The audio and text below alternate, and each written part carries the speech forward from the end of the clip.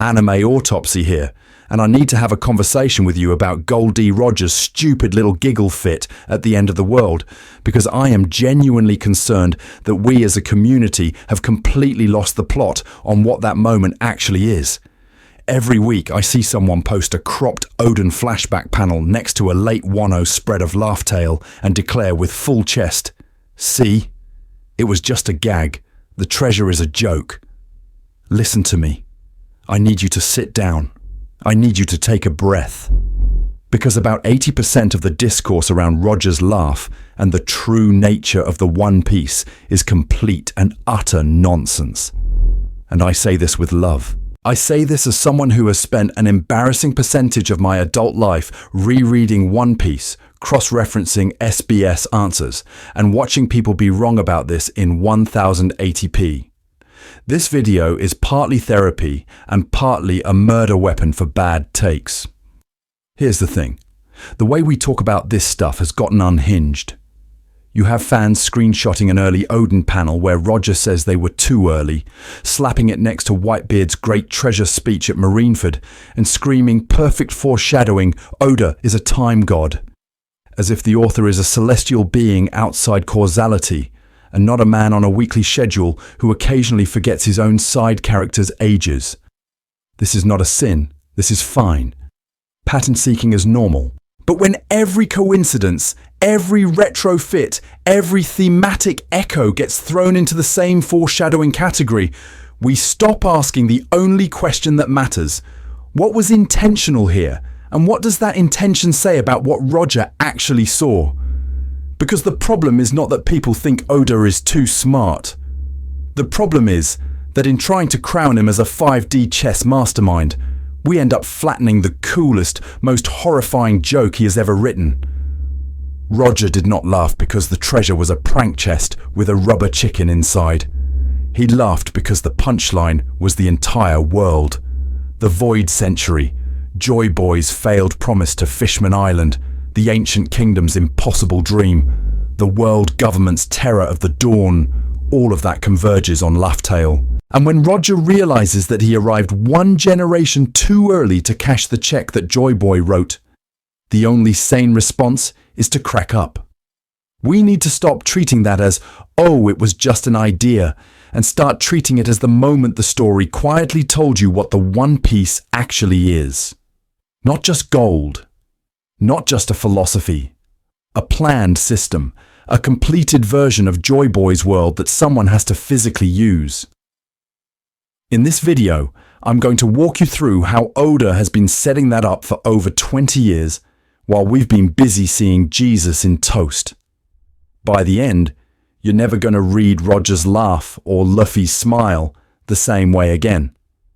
So here's what this 2-hour monster is actually going to do for you. Yes, I said 2 hours. 2. Yes, I can already hear you scrolling to the timestamp comments. I need you to resist the urge to speedrun this. Because if we don't slow down and define our terms, the entire conversation about Laugh-Tale and the One Piece dissolves into pure vibes and meme panels of Roger giggling at a giant whoopee cushion. We need to be precise. We need to be annoying about it. This is not a sin. Here's the thing. The thesis of this whole video is simple to say and very annoying to prove. The One Piece is both a literal physical treasure and a world-scale system or idea. It is gold and a blueprint. It is a thing you can stand on and a way the world can be run. Roger did not laugh because the treasure was a gag. He laughed because the punchline was the entire world, and he realized that Joy Boy's grand setup had failed on a technicality. Timing. Joy Boy was too early. Roger was too early. The joke is that the greatest plan in history keeps missing its window by a generation, while Inherited will keeps trying to brute force the schedule. Now, you can't just say that and call it foreshadowing analysis. You have to prove the author actually built this on purpose. So the structure here is going to be very legal case. First, I'm going to build a conceptual framework. Foreshadowing, retrofitting, and what I'm calling pre-writing. Foreshadowing is intentional early setup. Retrofitting is assigning new meaning to old material. Pre-writing is when the ending already exists, and the story is just revealing a pre-planned answer key out of order. Once we have those categories, we're going to march through the series era by era. East Blue to Alabaster, Skypiea through Eni's Lobby, Sabaody to Marineford, Fishman Island to Wano. At each stage, I'm going to show you specific scenes that point forward to Laugh Tale, Joy Boy, and the true nature of the treasure, and we're going to sort them. Is this genuine foreshadowing, a clever retrofit, or evidence of pre-writing? Example: Whitebeard calling the One Piece a great treasure as he dies at Marineford. Roger telling Rayleigh they were too early. Joy Boy's apology at Fishman Island that only makes sense if world conditions change. The Skypiea ruins and poneglyphs quietly screaming ancient kingdom prototype 20 years before we even heard the phrase dawn of the world. Why does this level of detail matter? Because if we don't get this right, we end up with two equally cursed headcanons. Either Oda is a hack who stumbled into coherence by accident, or he's a psychic mastermind who foresaw every panel in 1997. Both of those positions are lazy. Both of them erase the actual craft of his writing and storytelling. The way he uses planned structure, documented world building, and strategic retrofits to make Roger's laugh land as an emotional nuke instead of a Reddit punchline. By the end of this video, you should be able to do three things. 1. Explain what the One Piece actually is, in world, without hand-waving it as friendship or just gold. 2. Explain exactly why Roger laughed, in terms of Joy Boy's failed timing, the void century, and the absurdity of inherited will. 3. Point to concrete examples across the series and say, with receipts, how Oda has been quietly preparing us for that moment while the community has been busy being a pattern-seeking monkey, arguing over panel collages. And if I'm right, you're going to realize something uncomfortable. Luffy has already started using the One Piece without ever setting foot on Laugh Tale. That's where we're going next. Because here's the thing. If Luffy has already started using the One Piece, then the way we talk about foreshadowing in this community is completely busted. You scroll past a panel collage, you see an early sun symbol next to Gear 5. Someone yells, "ODA foreshadowed this 25 years ago." And everyone nods along. I need you to stop doing that. I need you to sit down, take a breath, and admit that we've turned one very specific technical term into a junk drawer for anything that connects to anything. Every reused symbol? Foreshadowing. Every retroactive connection Oda makes work because he's a professional? Foreshadowing. Every coincidence that your pattern-seeking brain glues together at 3 a.m. on Twitter? Obviously, foreshadowing. When everything is foreshadowing, nothing is.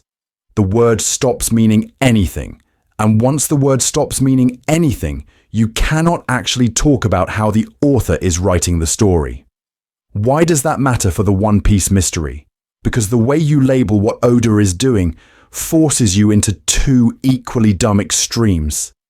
Either Oda is a 4D chess god who planned every single panel of Laugh Tale in 1997 and has been secretly puppeteering our emotions with a 30-year spreadsheet. Or he's winging it, making stuff up on the fly, and just happens to land these cosmic coincidences. Both of those are comforting fan myths. Both of those are wrong. The reality is messier and way more interesting. A hybrid of actual long-term planning, ruthless documentation, and very smart improvisation inside pre-written constraints. And to even see that, we need to, annoyingly, go back to a boring word: intent. Foreshadowing, in the strict sense, depends on one criterion.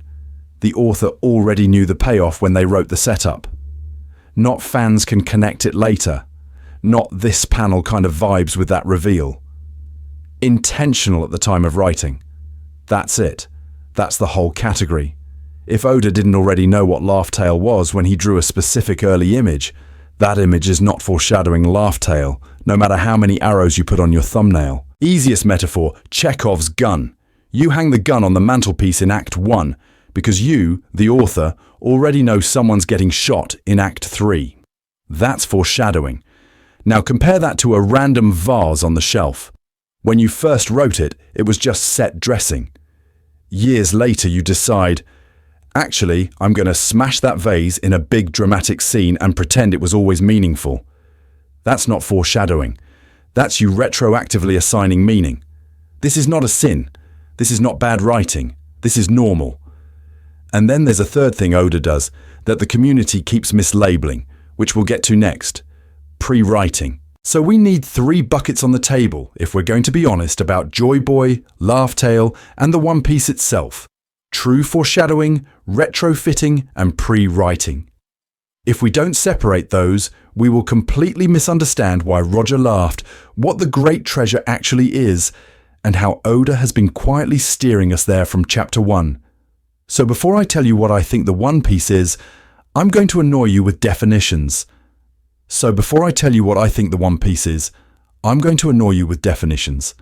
I need you to actually install these in your brain because everything after this point is me abusing these 3 categories until they squeal. Category 1, foreshadowing. Classical, boring, English teacher-approved foreshadowing. This is when an author intentionally plants a detail early with a specific future payoff already in mind. The key word is intentional. The setup is a promise. You don't just throw a mysterious hat-shaped shadow on the wall and hope something cool happens later.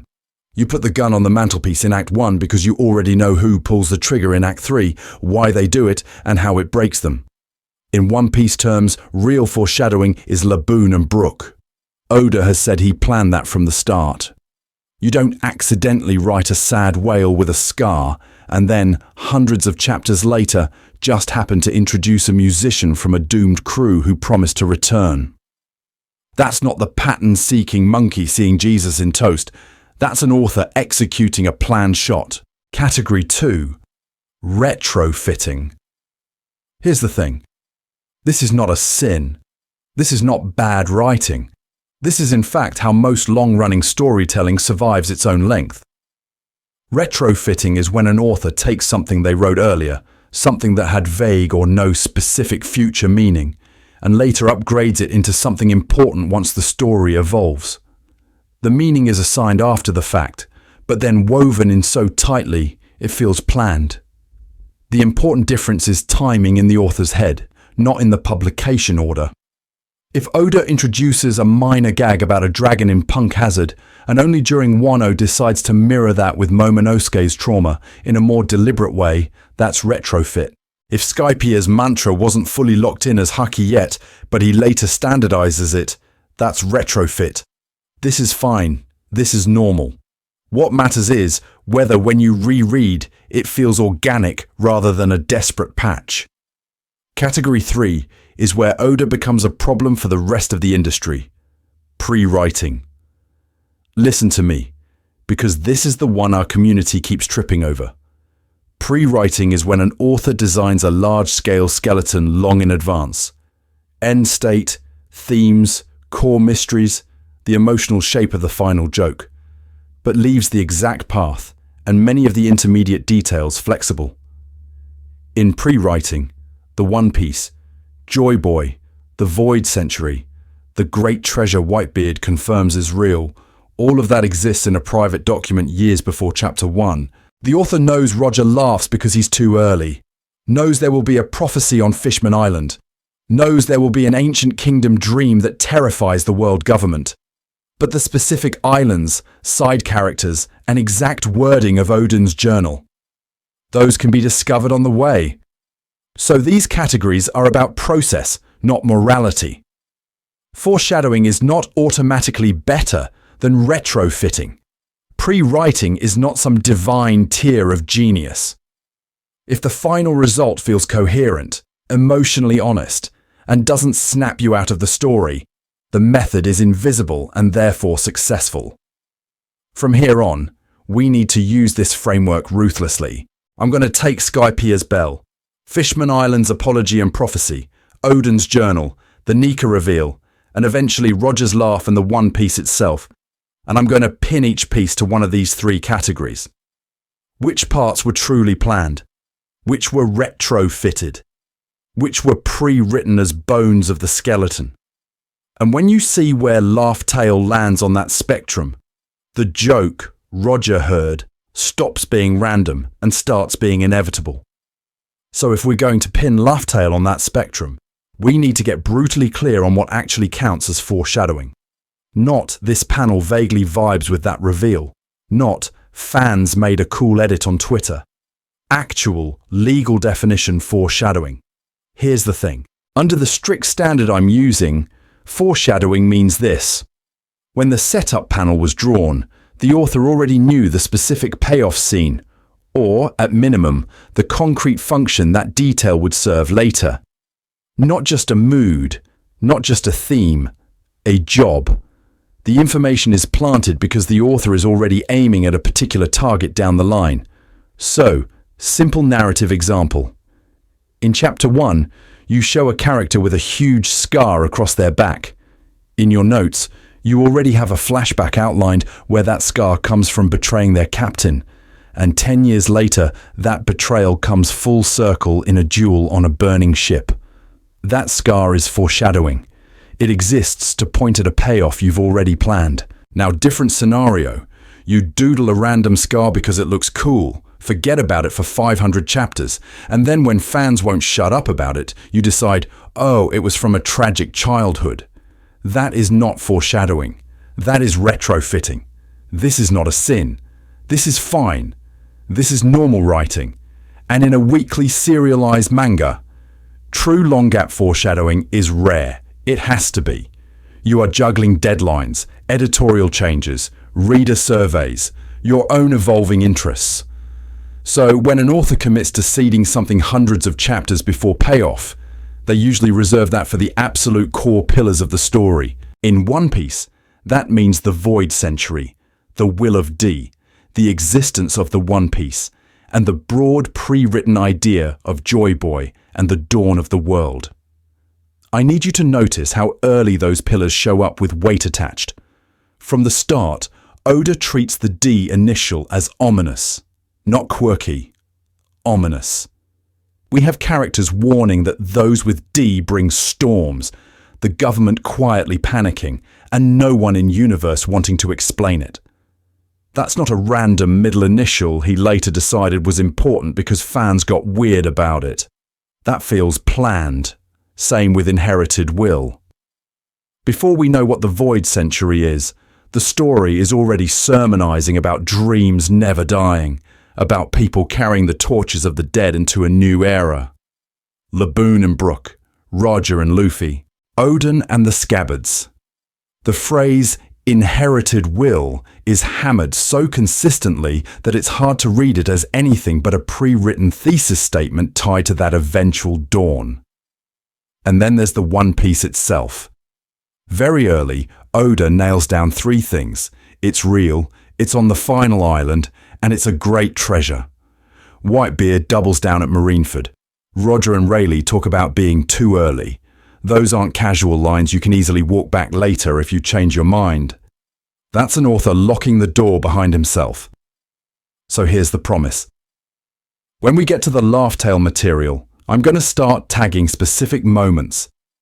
Genuine foreshadowing, or clever retrofit, or pure pre-writing fragment. And some of the community's favorite Oda planned this from Chapter 1 examples. Listen to me. They are not going to survive that test. Because once you apply this standard, one particular Laugh Tale thread stands out as the real deal, and it's probably not the one you're thinking of. So to get there, we need to talk about the dirty word that secretly keeps weekly manga alive: retrofitting. Retrofitting is very simple. The author looks back at something old and fuzzy, some underdefined detail they tossed in years ago, and goes, actually, this is going to matter now. Then they build new meaning around it so it reads as intentional. You remember that vague line, that random object, That island name buried in an SBS. Suddenly it's a linchpin. Not because it was always part of a master spreadsheet, but because the author realized they could weld new payoff onto old scaffolding. Here's the thing. This is not a sin. This is not bad writing. This is in fact how most long-form storytelling survives contact with reality. Weekly manga authors are not gods. They're tired humans chained to a desk, drawing for 20 years while editors scream about rankings. You cannot perfectly plan 1,000 chapters in advance when your series might get axed at chapter 18, or suddenly spike in popularity because fans fell in love with the clown you meant to kill off. So instead, you rough in a world, you sketch broad mysteries, you seed flexible details, and then as you go, you retrofit. An editor says, "Readers love this side character? Cool. That guy is secretly royalty now. Popularity poll tank's a serious villain? Fine.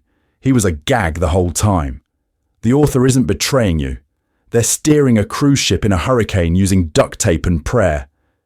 Let me give you a one-piece example so this isn't abstract theory. Imagine Oda answers an SBS in 2003 and casually mentions, "Oh yeah, there's a little island in the West Blue called Heliotrope. It's known for its weird shellfish. No map, no lore, just a throwaway answer to a fan question. 15 years later, he's planning a new arc and goes, "Wait, that nothing island. I can turn that into the ancient research site that explains Vegapunk's tech." He combs back through, makes sure he didn't say anything that contradicts that idea, and then Heliotrope Island shows up as this huge lore bomb. Fans go, "Oda foreshadowed this in an SBS. Did he? Or did he just reuse a dangling thread very efficiently?" Retrofitting only feels bad when it breaks something, when it contradicts established information, or when it smells like a cheap twist bolted on for shock value. Your brain revolts. But when it respects what's already on the page and slides into negative space the author deliberately left open, your pattern-seeking monkey brain sees Jesus in toast and calls it genius foreshadowing. This is fine. This is normal. And listen to me, Oda does both. He has a pre-written skeleton for Nika, Joy Boy, the Void Century, the exact flavour of Roger's laugh. But on top of that, he is absolutely retrofitting smaller details to make the final punchline land harder. When we get into sun god imagery, random jokes about Luffy's smile, all the way Skypiea, Fishman Island and Wano all suddenly rhyme with laugh tail. We're going to start sorting which parts were truly planned and which parts were opportunistic upgrades. Because the real magic trick isn't Oda never retrofits. It's that he retrofits on top of a fixed endgame.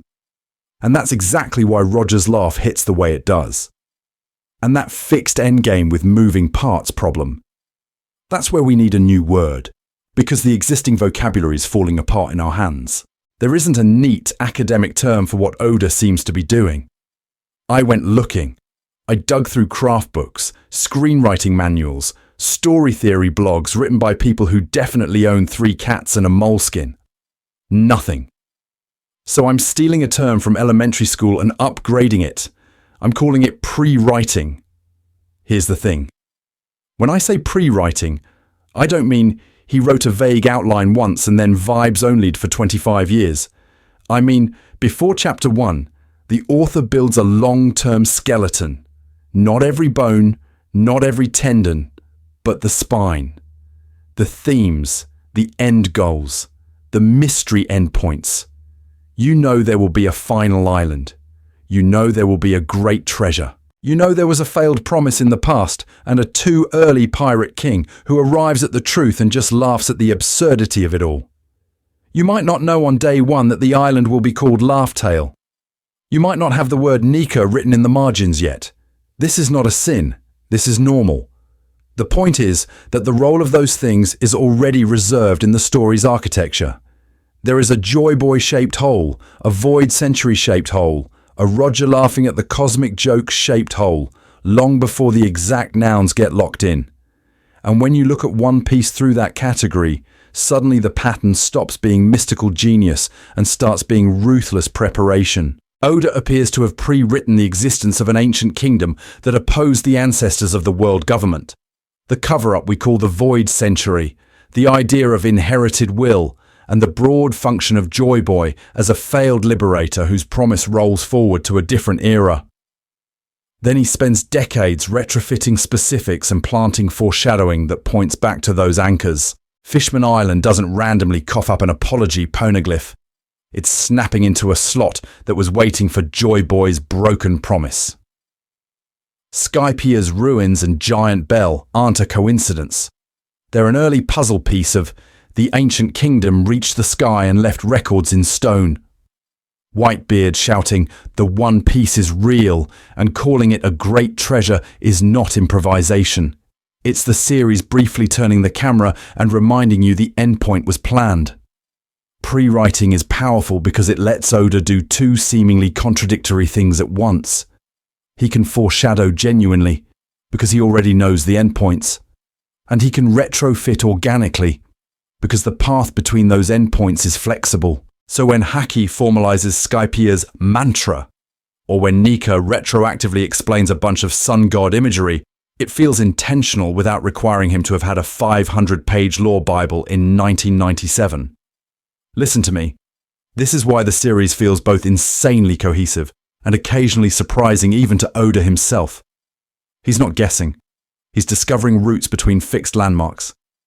And I need you to hold that in your head. Because when we finally zoom in on Roger's laugh and the true nature of the One Piece, pre-writing is the only lens that makes that scene feel like the payoff of the entire story, without demanding he had the exact punchline written before Chapter 1. Because the joke Roger hears, that was pre-written. The wording of the joke, that's where the fun begins. And here's where we need to slam on the brakes and talk about reality. Not the fun, ancient kingdom on the moon reality. The human body slowly disintegrating at a drafting table reality.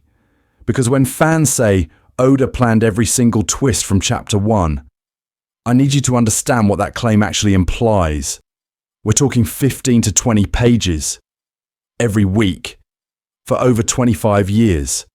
No seasonal breaks, no Netflix hiatus. Just the occasional one-week pause so the author does not literally die.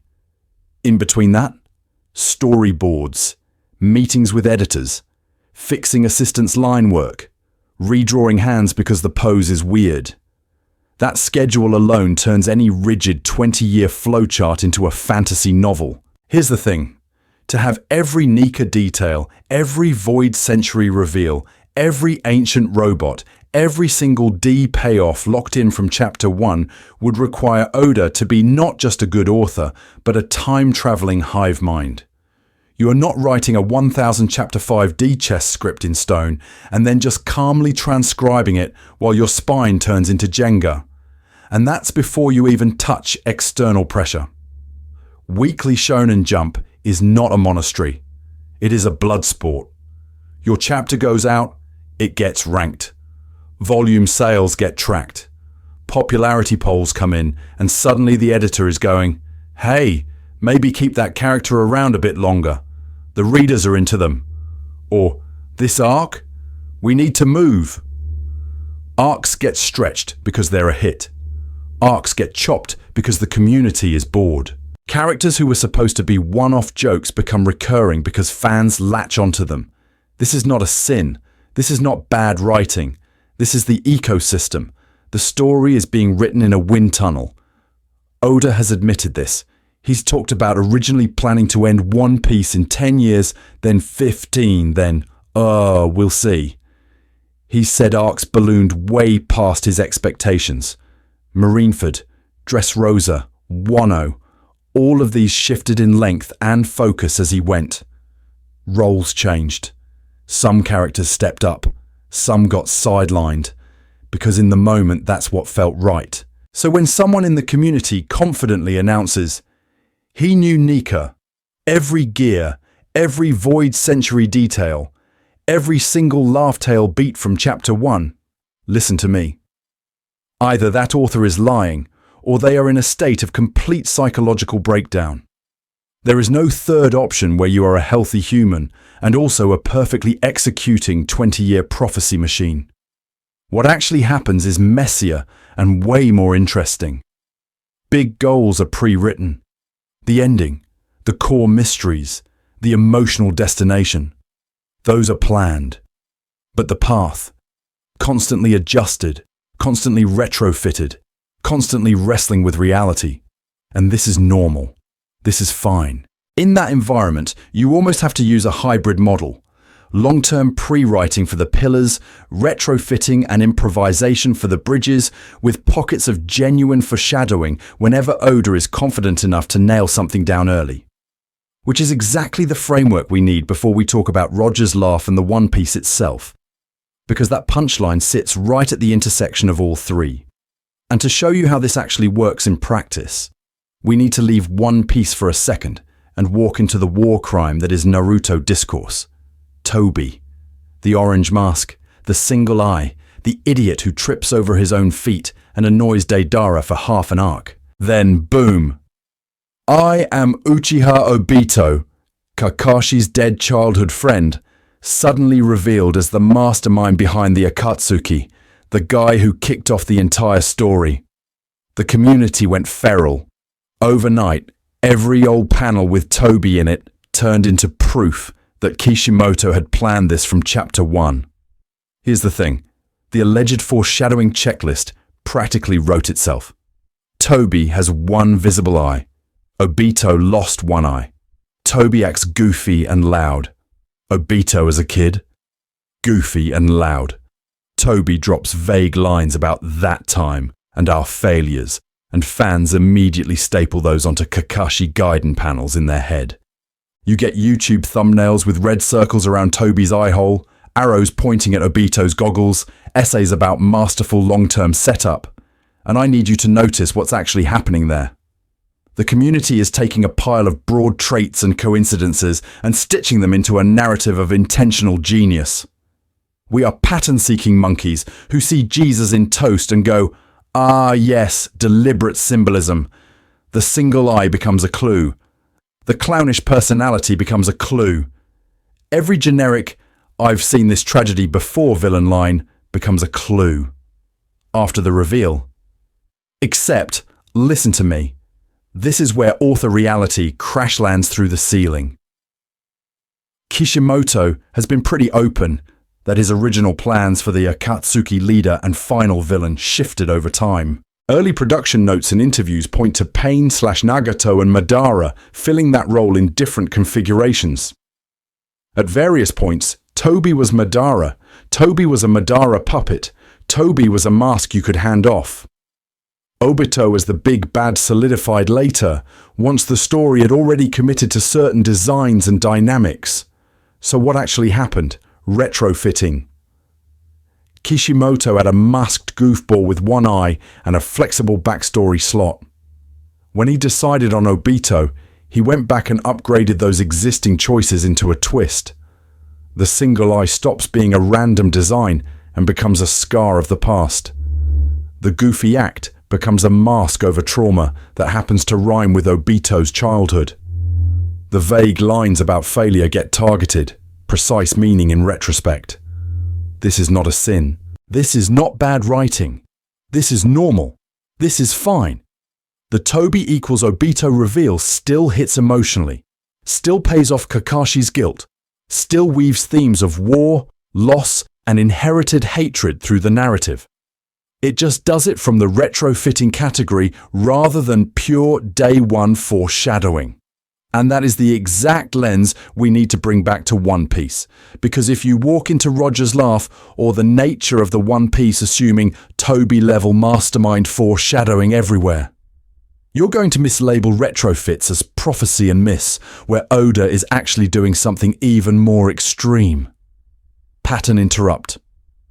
What if the real magic trick in One Piece is not foreshadowing at all, but pre-writing on a scale that makes both Kishimoto and Toby look small? So let's cash this out, because I can already hear a portion of you furiously scrolling the timeline going, "I don't care about categories, just tell me what the One Piece is." I get it. I am also a pattern-seeking monkey who sees Jesus in toast and wants the answer now. But listen to me. Without this framework, any answer I give you either sounds like fan fiction or a conspiracy theory YouTube thumbnail.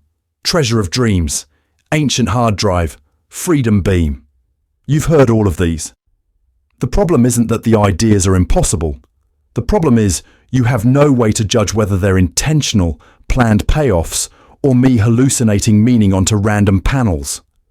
So from this point on, we need to formalize the game. Every major One Piece example I bring up, I'm going to tag in real time, foreshadowing, retrofitting, or pre-writing. I'm not doing that to be cute. I'm doing it so you can literally watch how an author quietly walks a pre-written ending towards you for 25 years without tipping the whole hand in chapter 3. Here's the thing. This is the section where I finally put my cards on the table. My core claim is that the One Piece is not just a pile of gold, not just an idea, and not just a switch that blows up the red line.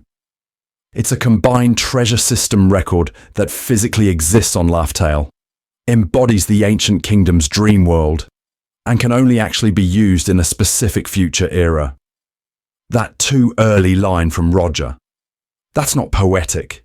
That's a user manual limitation. Whitebeard dies telling the world the One Piece is real and calling it a great treasure. That's your material component. The poneglyph network and the void century history. That's the record. The ancient weapons, the sea level, the red line, the dawn of the world talk. That's the system. A world-scale mechanism the ancient kingdom built to externalize their ideal of freedom. Roger and his crew reached the installation site, read the documentation, and realized the OS literally will not boot until a certain global condition is met. So he laughed. And here's where it loops back to you. To prove this isn't me doing galaxy brain storytelling gymnastics, we're going to start all the way back in East Blue and walk forward. I need you to watch how even the goofiest, most Saturday morning arcs are carrying pre-written DNA about freedom, inherited will, and the world structure that only fully snaps into place once you understand Laugh Tale as a Dreamworld server room waiting for the right admin. Mini challenge for the community. As we go, mentally tag each moment yourself. Is this true foreshadowing? A clean pre-written fragment? Or a retrofit odor cleverly glued on later? This is not a sin. This is fine. This is normal for long-running writing. But I'm warning you now. I will probably ruin at least one of your favorite odor planned this 20 years ago talking points. Because when we hit East Blue, and I show you the first time Luffy accidentally uses the One Piece's dream without ever touching the treasure, you're not going to be asking what the One Piece is anymore. You're going to be asking when it actually turned on. So we need to talk about where that turning on actually starts. Because it's not in Skypiea, it's not in Sabaody, it's not even in Roger's flashback. It's in the allegedly simple, allegedly goofy East Blue, which the community keeps treating as a warm-up arc, when it's actually Oda quietly installing the operating system for the One Piece itself. Here's the thing. East Blue is almost empty of explicit Void Century lore. No poneglyphs, no ancient weapons info dumps, no Joy Boy. And yet it is suffocatingly dense with the themes that will make Roger's laugh make sense. Freedom versus control, inherited dreams, and this insane idea that the sea is a stage where human beings stand up and promise the impossible with their whole chest. That's not trivia. That's pre-writing. From Chapter 1, Shanks and Luffy's promise is doing an absurd amount of work. Shanks doesn't just hand over a hat. He bets on the next generation. He literally stakes his arm on the future, then walks away. That is a one-to-one structural mirror of Roger disbanding his crew after Laugh Tale, telling Rayleigh, "We were too early," and choosing to wait for a different era. One captain sees the punchline, laughs, and exits stage left. The other watches a kid declare he'll surpass him and says, "Yeah, that's the guy." I need you to notice what Pirate King means in that very first bar scene. No one is talking about net worth. They're talking about the man who is the freest on the sea. Oda is not being subtle. He is pre-writing the idea that the One Piece cannot just be a mountain of gold, because treasure alone doesn't grant systemic freedom. The title implies there exists some mechanism, some world-level switch, that makes that degree of freedom structurally possible. Roger laughed because he saw the blueprint for that switch and the absurd timing problem attached to it.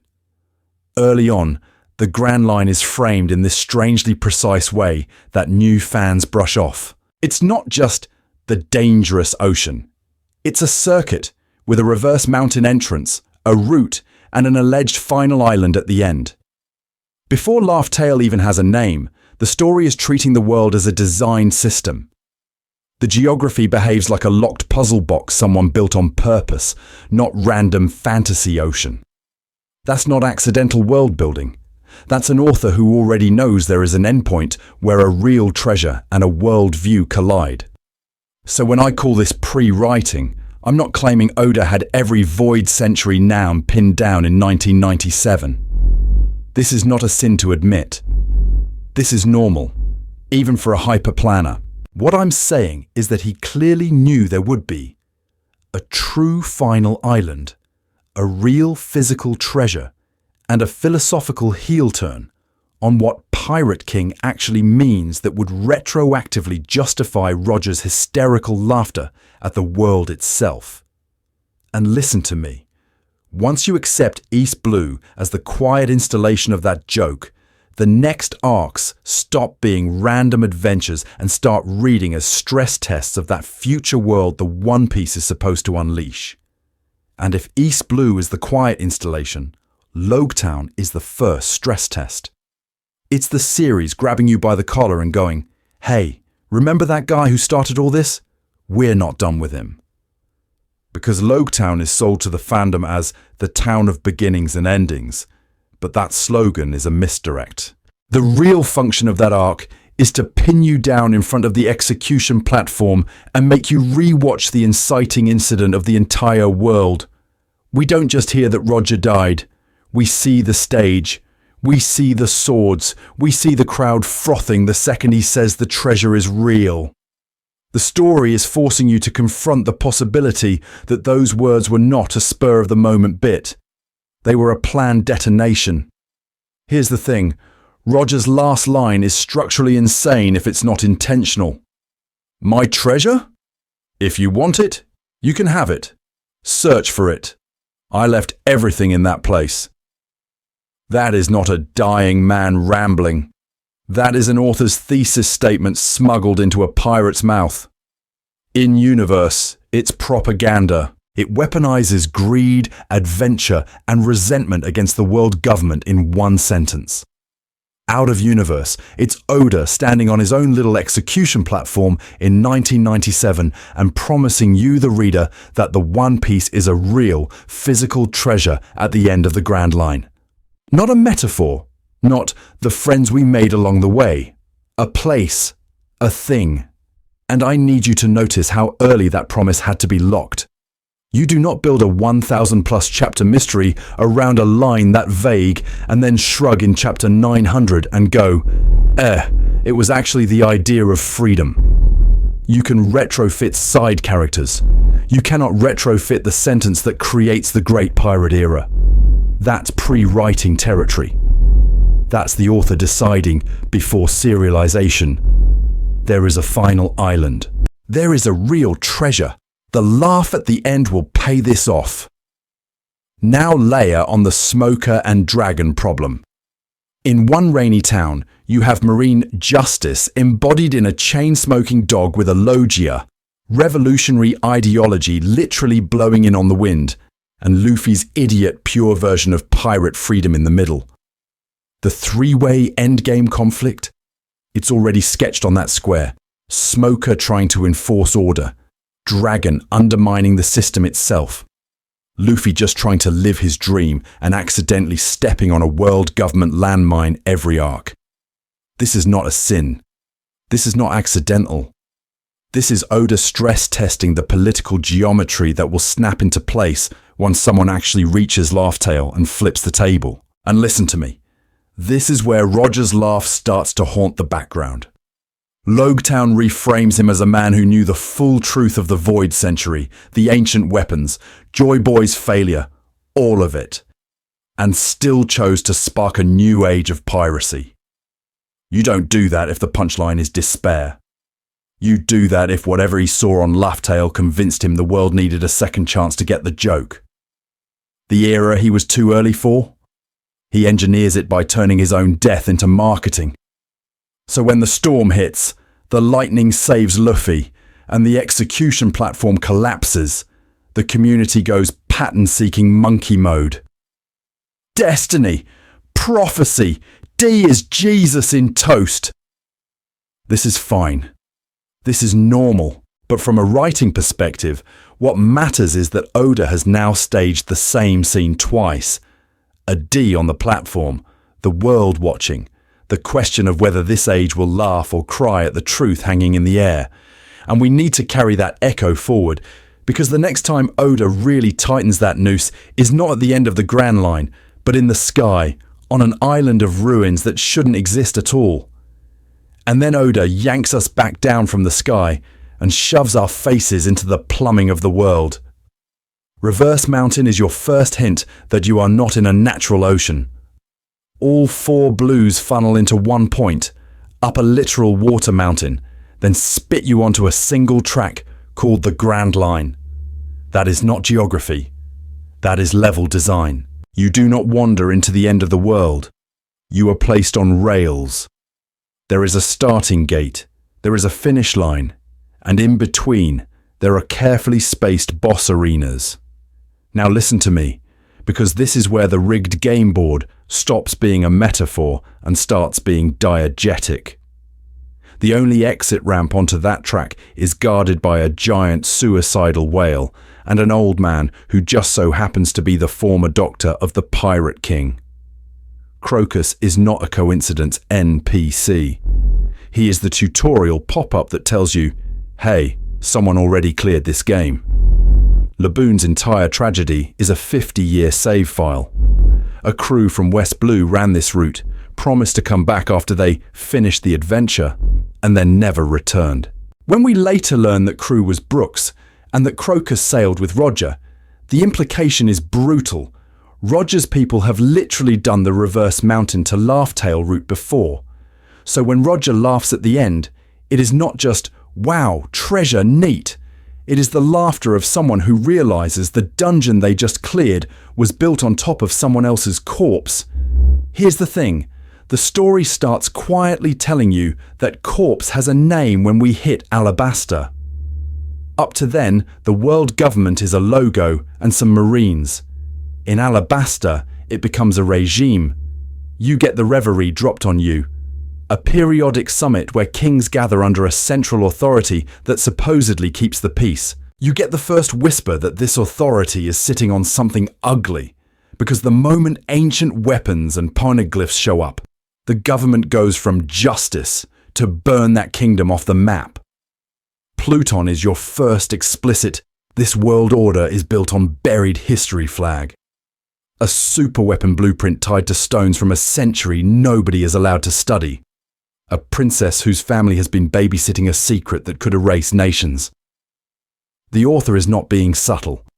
The current era is a patch job over a missing era that had the power to end it. From a foreshadowing perspective, this is not Oda throwing darts. This is pre-writing peeking through the cracks. He clearly already had categories in his head. Void Century, Ancient Kingdom, Ancient Weapons, Will of D. The names Joy Boy and Laughtail might not have been finalized, but the scaffolding is there. The board is artificial. The referee is corrupt. The rulebook has missing pages. And if the entire ocean is a rigged board built on a destroyed civilization, then the great treasure at the end cannot just be a random pile of gold. It has to be something tied to that original design. A manual, a switch, a punchline about what the world was supposed to be before it got patched into this slow-motion horror show. Which means when Roger stands on that final island and bursts out laughing, he is not just reacting to a joke about himself. He is reacting to a joke about the board you and I have been dutifully sailing on for 1,000 chapters. And to really see that joke, we need to go back up, past Reverse Mountain, past Alabaster's Sand, to an island in the sky that should not exist, but somehow contains the missing blueprint. Skypiea is the moment the series stands on a chair, waves its arms and yells, "Hey, I'm going to show you Laugh Tale in tutorial mode." And the community collectively goes, "Wow, cool filler arc." I need you to understand how insane that is. Run the parallels. You have a lost city swallowed by history. Shandora. You have a hidden poneglyph tucked in its ruins, guarded by a people who literally died to protect a stone no one can read. You have a ridiculous, ostentatious treasure hoarding gold, and at the center of it all, a massive bell that must be rung so its sound and light can cross the world. That is Laugh Tale in miniature. Ancient city plus secret record plus great treasure plus global signal. It's the same blueprint, just scaled down and moved into the sky so your pattern-seeking monkey brain can see Jesus in the clouds and still miss it. Here's the thing. The Shandora poneglyph is not just more lore. It has Roger's signature on it. That single detail is Oda grabbing you by the collar and saying, "Roger got here, Roger could read this, and Roger chose to leave a note." That is exactly what we expect happened on the final island. He reaches the record of the Void Century, he learns the joke, and then he responds in writing. Foreshadowing doesn't get more on the nose. The author is literally showing you the process. Arrive at ancient ruin, read history, add your own line to the chain, and then there's the bell. Listen to me. Skypiea's climax is Luffy ringing a giant golden bell surrounded by treasure, and the emotional payoff is that he is not doing it for the treasure. He's doing it to send a signal. To the world below. To one specific man, Mont Blanc Cricket, who has staked his entire life on a story everyone else calls a joke. That is the One Piece in rehearsal. The great treasure is real, the gold exists, but the true value is what it broadcasts. Proof that the myth was always history. From a writing perspective, Skypiea is pure pre-writing, plus genuine foreshadowing. Oda is stress-testing categories here. Treasure that is both material and ideological. An ancient city that holds both wealth and a forbidden record. A protagonist who treats gold as a prop for a punchline aimed at the entire world. This is not a sin. This is not Oda being too on the nose. This is an author who has already planned the endgame, running a smaller simulation to make sure the machinery works. So when I say, if you really understand Skypiea, you already understand 70% of the One Piece. I'm not being poetic. You have wealth. You have history. You have a mechanism to make the whole world hear a message it's been denied. The only remaining question is, what happens when that bell isn't just heard by one sad diver and a few villagers, but by an entire planet that's been gaslit for 800 years? And that's where the joke stops being cute and starts being dangerous. And that's where Water 7 and Enia's lobby walk in and go, "Oh, you thought ringing a bell was dramatic? Watch this." Because suddenly the question isn't, what is the treasure? It's, whose will are you willing to burn the world for? Tom dies, but Tom's shipbuilding dream doesn't. It migrates. It installs itself in Iceberg, in Frankie, in the very blueprints of Pluton. Tom is gone. The operating system is still running in the background. That's the core move of this saga. A person is mortal, but their will is software, and it can be copied, patched, and booted up in a new generation of idiots with cola for blood. Robin is the same pattern, just with higher stakes. O'Hara is erased. The books are burned. The Buster Call is framed as this divine, unquestionable justice, and yet that entire island's purpose compresses into one terrified child who spends 20 years convinced her survival is a crime. The author is screaming at you through that backstory. Knowledge can outlive genocide. Information is harder to kill than people. Here's the thing. That is the emotional tutorial for the will of D. The arc never drops a lore bomb about the D name. Nobody turns to the camera and says, "Wow, what intentional foreshadowing." Instead, Oda just shows you, over and over, that a single word, a single name, can carry a multi-generational mission. Tom. O'Hara. Straw Hat. Your pattern-seeking monkey brain that sees Jesus in toast is being trained to accept without complaint that Joy Boy and that one stupid letter can function the same way across 800 years. And then you get the Buster call in real time, not as a flashback, but as a system. The world government will annihilate an entire judicial island, thousands of their own soldiers, to erase one woman whose crime is reading. That's not a plot convenience. That's the author underlining in red that whatever happened in the Void Century, whatever is written on those poneglyphs, and whatever sits on Laugh Tale is existentially dangerous to the people in charge. Pattern interrupt. The One Piece cannot just be a chest of gold. If it were, Enies Lobby doesn't make sense. You don't vaporize O'Hara and Enies Lobby and threaten Robin's existence for a bank account. You do that for a truth that, once broadcast, turns the word justice into a punchline. I need you to notice how the Straw Hats respond. They don't understand the Void Century. They don't know Joy Boy. They barely know what a poneglyph is. And still, they plant their feet, burn the flag, and declare war on the world for one archaeologist's right to exist and to know. That's pre-writing for the emotional function of the One Piece. It's not a thing to be owned. It's a truth to be inherited and acted on by a generation willing to torch the operating system. So when Roger eventually stands on Laugh Tale and laughs, we need to remember we've already seen the setup. We've watched Will stack on Will, Tom into Frankie, O'Hara into Robin, Saul into Luffy's dumb grin, until the only reasonable reaction to how much had to die for this joke to land is hysterical laughter. He's not laughing at a prank. He's laughing at the absurdity of a world where this much inherited will has to pile up before someone finally flips the table. And if Water 7 is the OS install, the next era is the stress test. What happens when that inherited will stops being local and starts going global?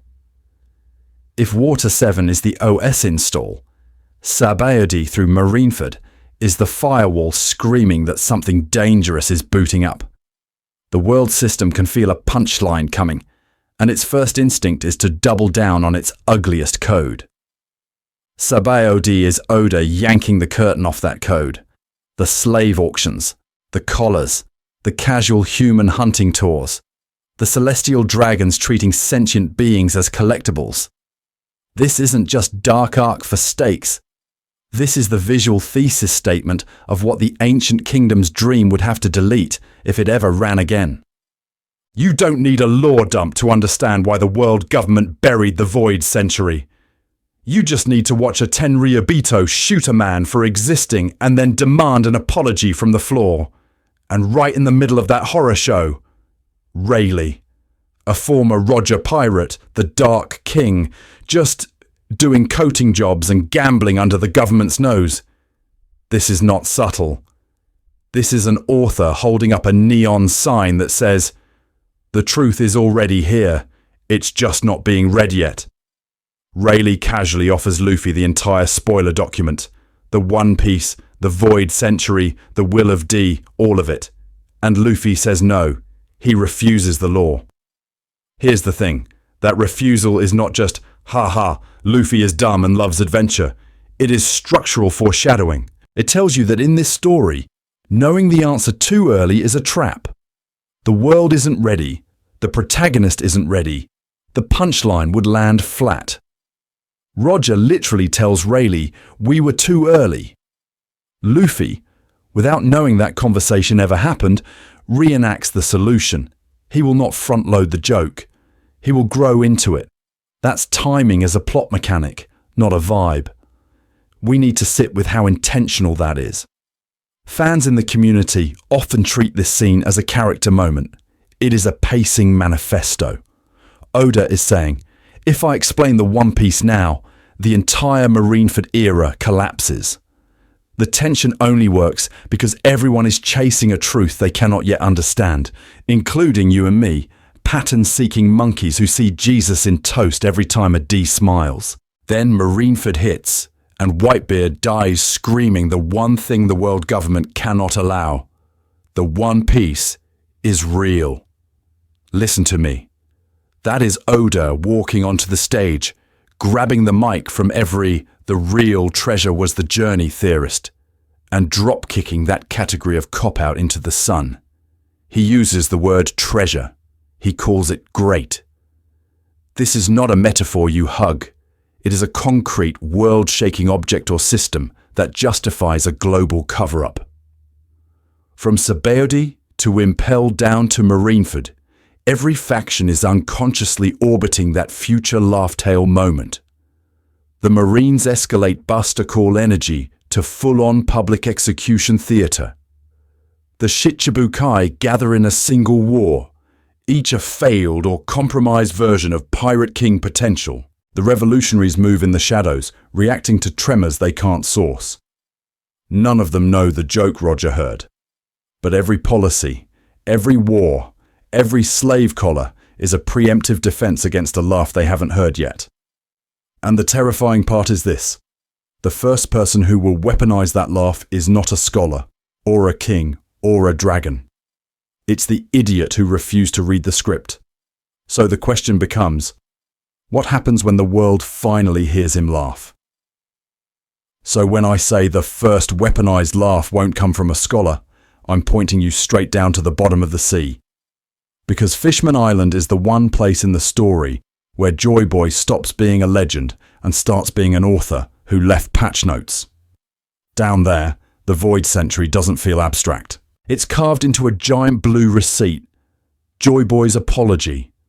A poneglyph where he literally writes, "Hey, sorry, I promised you a thing with this enormous arc and moving your entire civilization, and I failed." That's not mythic hero energy. That's project delayed due to world-ending circumstances. And crucially, the deal involves Noah and the relocation of Fishman Island to the surface. The plan is clear. The failure is explicit. Here's the thing. That single apology reframes Joy Boy completely. He's not the guy who pulled it off. He's the guy who knew exactly what needed to happen and still couldn't do it because the conditions of his era made the plan structurally impossible. Sound familiar? It should, because that's the same punchline Roger gets at Laugh Tale. Roger doesn't say, "We weren't strong enough." He says, "We were too early." Wrong world state, wrong timing, same script, and the island knows it. The prophecy around Fishman Island is not, "Someday everything will be peaceful and fine." It's, "One day this place will be destroyed." Not maybe. Will. The promised day is literally framed as an extinction-level renovation. The world has to be reshaped for the ancient kingdom's dream to run. The way you sometimes have to wipe your hard drive because your operating system is too old for the update. This is not a sin. This is not bad writing. This is Oda telling you the dream cannot coexist with the current version of the world. Now, Noah and Shirahoshi Poseidon are where the community's foreshadowing discourse usually faceplants. Fans go, ancient weapons are nukes, and sure, they can destroy things. But on Fishman Island, you see the other half of the design. Noah is a migration tool. Poseidon is a communication tool, commanding sea kings across the globe. Together, they're not just about blowing stuff up. They're about moving entire populations and coordinating them at planetary scale. I need you to hear that. These are infrastructure weapons, which means the One Piece, whatever exact form it takes, is almost certainly part of that same coordinated system. Not a random pile of gold, not a pure philosophy, but the master key that lets you rewrite the map of the world once the other pieces are in place. And from a writing standpoint, Fishman Island is where you can prove Oda was already running the endgame.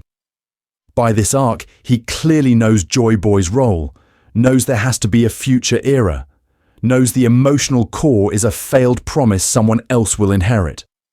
Roger reads that apology, reaches Laugh Tale, and realizes he is Joy Boy 2.0 with the same bug. Still too early. That's why he laughs. The joke is that the treasure is real, the plan is real, the instructions are right there, and he still has to walk away and wait for a rubber idiot who hasn't read any of it. And we need to talk about how early he started setting that idiot up. Because post-time skip isn't just new world, new power levels. It's the author quietly flipping the board over and showing you what the world government is actually afraid of. Not pirates, not devil fruits. A very specific category of freedom and a very specific category of history. Punk Hazard and Dressrosa are where that fear stops being subtext and turns into an assembly line. Punk Hazard first. On the surface, it's a mad scientist island with a gas clown and some kids. Fun, chaotic, whatever. But listen to me, the SAD/SMILE pipeline is one of the most intentional pieces of political foreshadowing in the entire story. SAD is literally liquid, industrialized potential. You ship it to Dressrosa, you stamp out smiles, and suddenly Kaido isn't a force of nature anymore. He's HR. He's running a factory. That's the point. The world government and Kaido are co-authoring a system where power isn't wild or inherited or D-shaped. It's manufactured, labelled, distributed. You don't have free agents with weird organic powers. You have a supply chain. That's not just a plot device. That's storytelling about control. If you can mass-produce devil fruits, you can mass-produce obedience, and you make true chaotic freedom statistically irrelevant. Then Dressrosa takes that same fear and makes it literal horror. The toys are the best example of Oda doing pre-writing with a sledgehammer. People get turned into toys, everyone forgets them, and the country keeps functioning. History is being rewritten in real time while the victims are still walking around. You don't just erase the past, you weaponize the present. Here's the thing. That is the void century in miniature. That's exactly what the world government did on a global scale. They made an entire era into a toy, useful, exploited, but narratively invisible. And the community reaction proves it. Fans clocked immediately that Dressrosa's memory wipe is a metaphor for what happened to the ancient kingdom. This is not a sin. This is not subtle. This is Oda holding up a diorama and going, "Hey, does this structure look familiar?" Pattern interrupt. In the middle of all this toy trauma, Oda drops Doflamingo's most under-discussed line. The national treasure of Marie-Joie. The thing so damning that Doffy can blackmail the literal gods. I need you to sit with how insane that is. A fallen celestial dragon has leverage over the entire regime because he knows about one physical object in one room. That means the system isn't held up by ideology alone. It's held up by props, by receipts. There is something in Marie-Joie that, if filmed and uploaded to One Piece Twitter, would trigger an instant regime change. That's not an accident. That's the author telling you there are tangible secrets, treasure-adjacent secrets, at the heart of this world order. So when fans say, maybe the One Piece is just a joke, I need you to hear how that collapses in the face of this setup. Punk Hazard and Dressrosa are pre-writing the stakes of Laugh Tale. Whatever's on that island is not just embarrassing lore, it's the blueprint the toys were based on. It's the anti-SAD. Once revealed and acted on, the current system becomes mathematically unsustainable. And that's where Roger's laugh comes back in. He's standing on the punchline. He sees that the world has been duct-taped together with lies so fragile that a single island's worth of truth and treasure can unglue everything. He realizes he was too early to cash the check. So he laughs. Not because it's a prank, but because the joke is on the people who thought you could delete history and not have it respawn. Which brings us to the rubber idiot those lies were accidentally written for. So when I say the lies of the world were written for Luffy, I mean that literally. Because the road to the punchline, it's hard-coded into the planet. And this is where Zoo and the road poneglyphs stop being a cute scavenger hunt and start reading like an ancient kingdom UX design document. 4 stones, 4 coordinates, 4 pieces of a joke you can't understand in isolation. Each road poneglyph is this massive indestructible monolith, scattered to the corners of the sea, and the only way you even get the final island's location is by overlaying all 4. Not sail west until you hit a storm. Not there's a secret current. No. You need the forbidden math problem carved into history itself. Here's the thing. That is not a natural phenomenon. That is not a quirky weather pattern. Someone in the ancient kingdom sat down and intentionally built a multi-point lock on Laugh Tale. The geography is the safe. The poneglyphs are the combination. And the key isn't strength. It's literacy, cooperation, and an obscene resistance to being murdered by the world government for reading rocks. We need to sit with how absurd that is. This system only works if the author of the world inside the world, the people from the Void Century, knew 2 things. 1. That the world government would try to erase them. 2. That someone someday would still be able to gather all 4 stones. That means Laugh Tale was always meant to be discovered. Not by anyone, not whenever, but by a specific kind of era that can unite knowledge the regime has spent 800 years trying to atomize. Enter Zoo. Enter the minks. Enter the most ride-or-die furry electricians in all of storytelling. The mink tribe isn't just hiding a road poneglyph.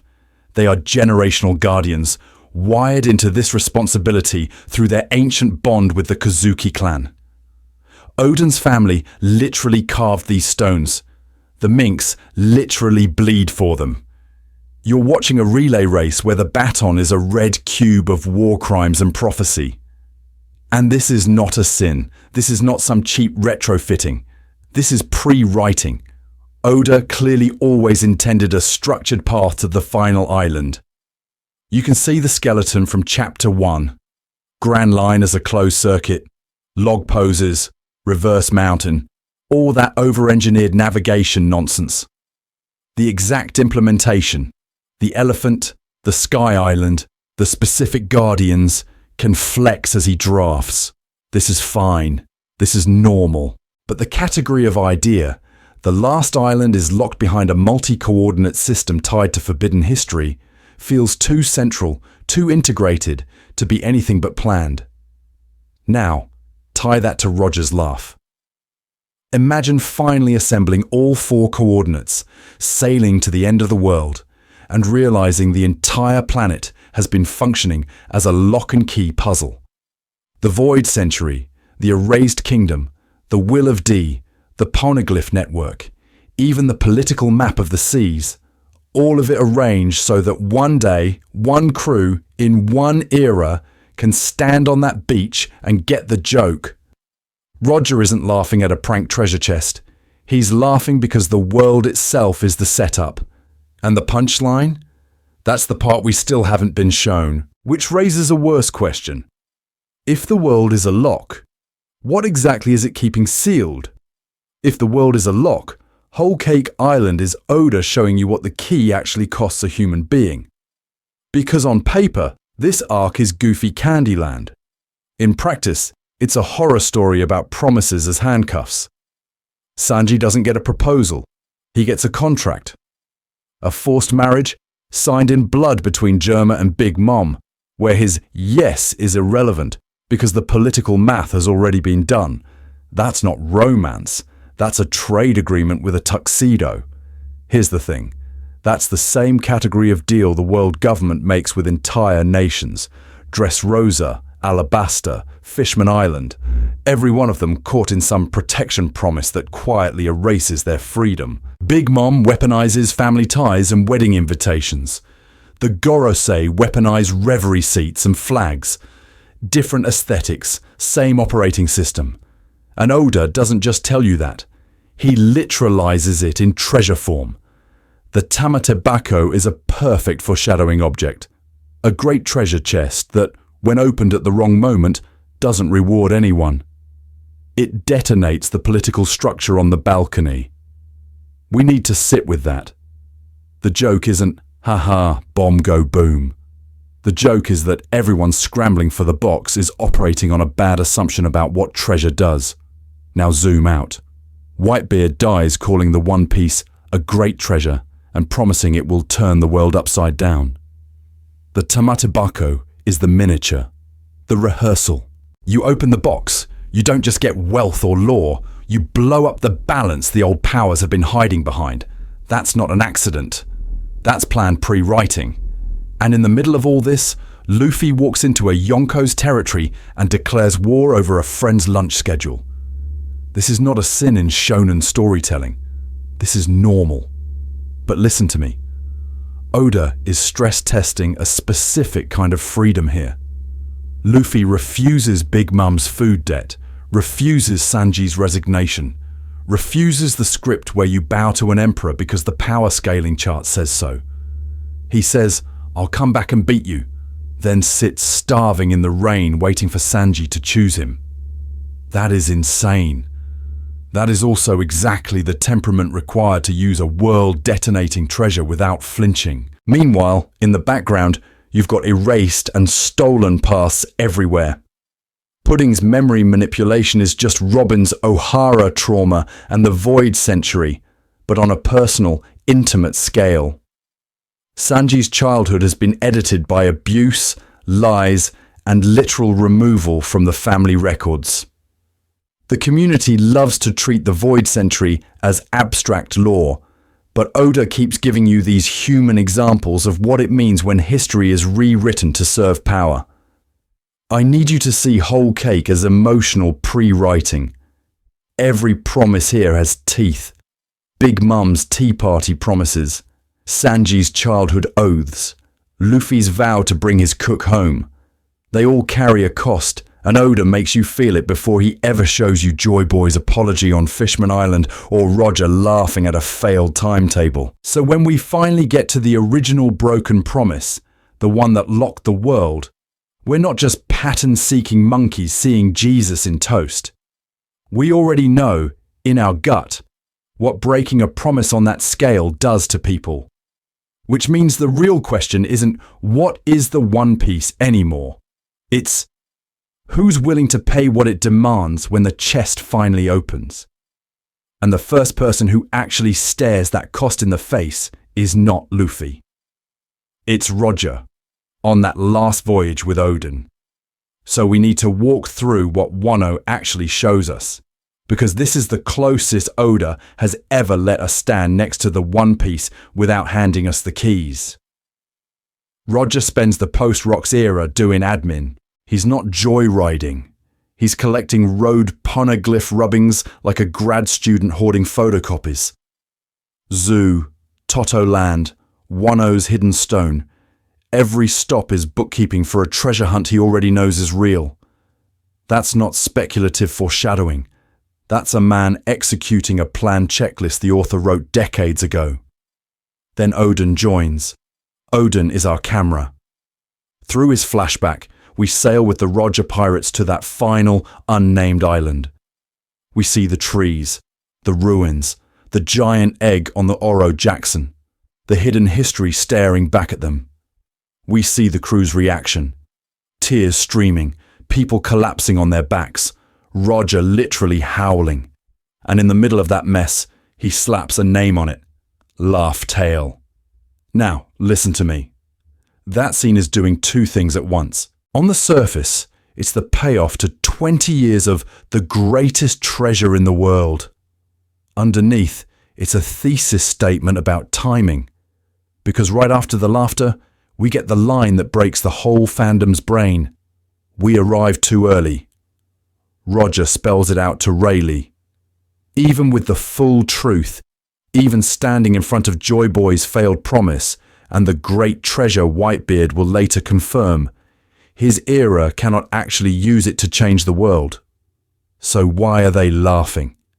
If you think it's just because Joy Boy carved a poop joke into a wall, I need you to reconsider your life choices. The humor there is existential. Imagine uncovering centuries of buried history, realizing the world government built its entire power structure on a cover-up, and then finding out you are, at best, the dress rehearsal for someone else's story. The absurdity is the punchline. They are crying because it's tragic. They are laughing because it's cosmic. Here's the thing. Oda very deliberately does not show us the One Piece. We never see the panel of the treasure itself. We never get the exact text of Joy Boy's joke. Odin literally closes the journal on us. That's not coyness. That's process. That tells you the author had already pre-written the emotional geometry of this scene. The mix of awe, grief, and hysterical laughter. But he is still leaving himself technical wiggle room on the exact wording and staging for the real-time reveal. And this is why I'm calling Wano the clearest evidence of pre-writing in the entire series. By this point, Oda absolutely knows what the One Piece broadly is, why Roger laughed, what too early means. The scaffolding is fixed. What he's calibrating now is the delivery mechanism. How to present that same joke to you in a way that pays off 30 years of build-up without turning you into that pattern-seeking monkey seeing Jesus in toast. Which raises a terrifying question. If Roger's scene is the rehearsal, what does opening night even look like for Luffy? So if Roger's arrival at Laugh Tale is the rehearsal, we need to talk about the prop he found on stage, because the community keeps trying to shove the One Piece into a single category. It's just treasure. It's just an idea. And every time I see that argument, I feel my soul leaving my body. Here's the thing. Oda has been foreshadowing that the One Piece is a 3-layer object the entire time, not a single MacGuffin. A nested device. Layer 1 is the easy one, the one Whitebeard basically yells at you as he dies. The One Piece is real. He calls it a great treasure, not a metaphor, not a vibes-based concept. Actual, tangible wealth and artifacts from the ancient kingdom.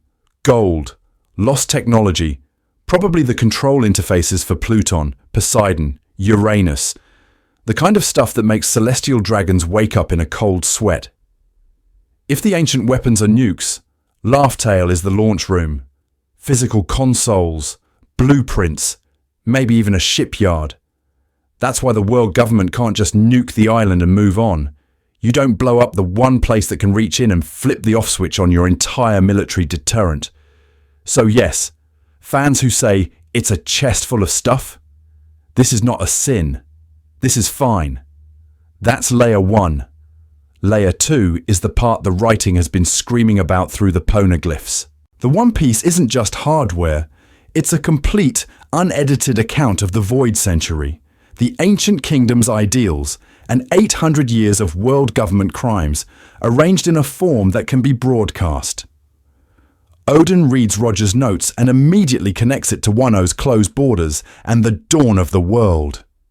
Fishman Island gets Joy Boy's apology and a promise that only makes sense if someone, someday, can show the entire planet what really happened. So imagine Laugh Tale containing the playback device. Not just stone tablets, but a system that, once activated, dumps the truth into every Den Mushi on Earth. Instant global lore drop. The ultimate previously on segment the author has been pre-writing since chapter 1. Layer 3 is where the pattern-seeking monkey in my brain really starts seeing Jesus in toast. Listen to me.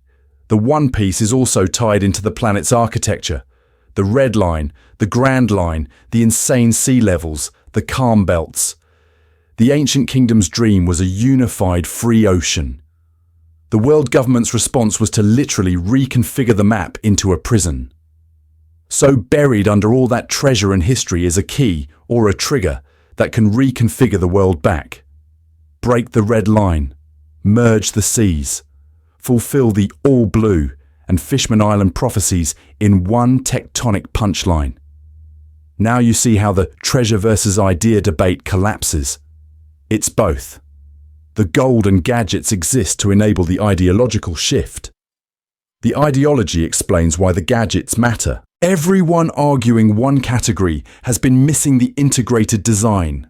And Roger, he stands there, sees the wealth, reads the record, understands the world mechanism, and realizes his era's politics make it unusable.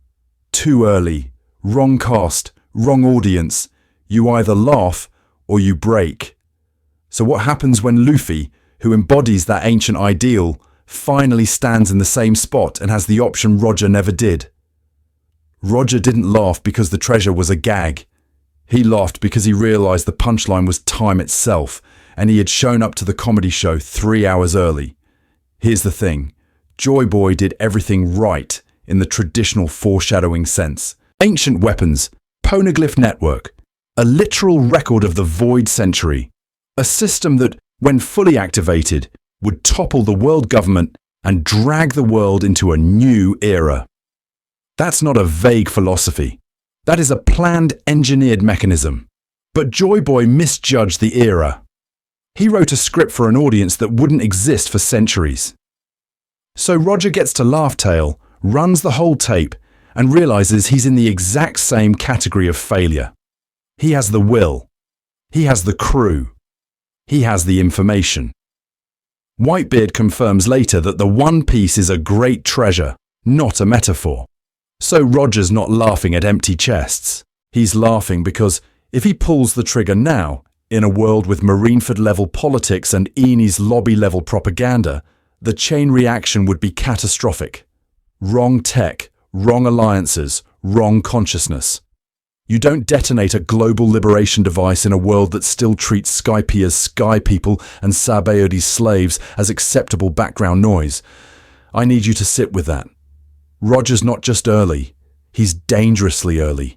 He's an author who just read the last chapter of the series and realizes his serialization stopped at volume 70.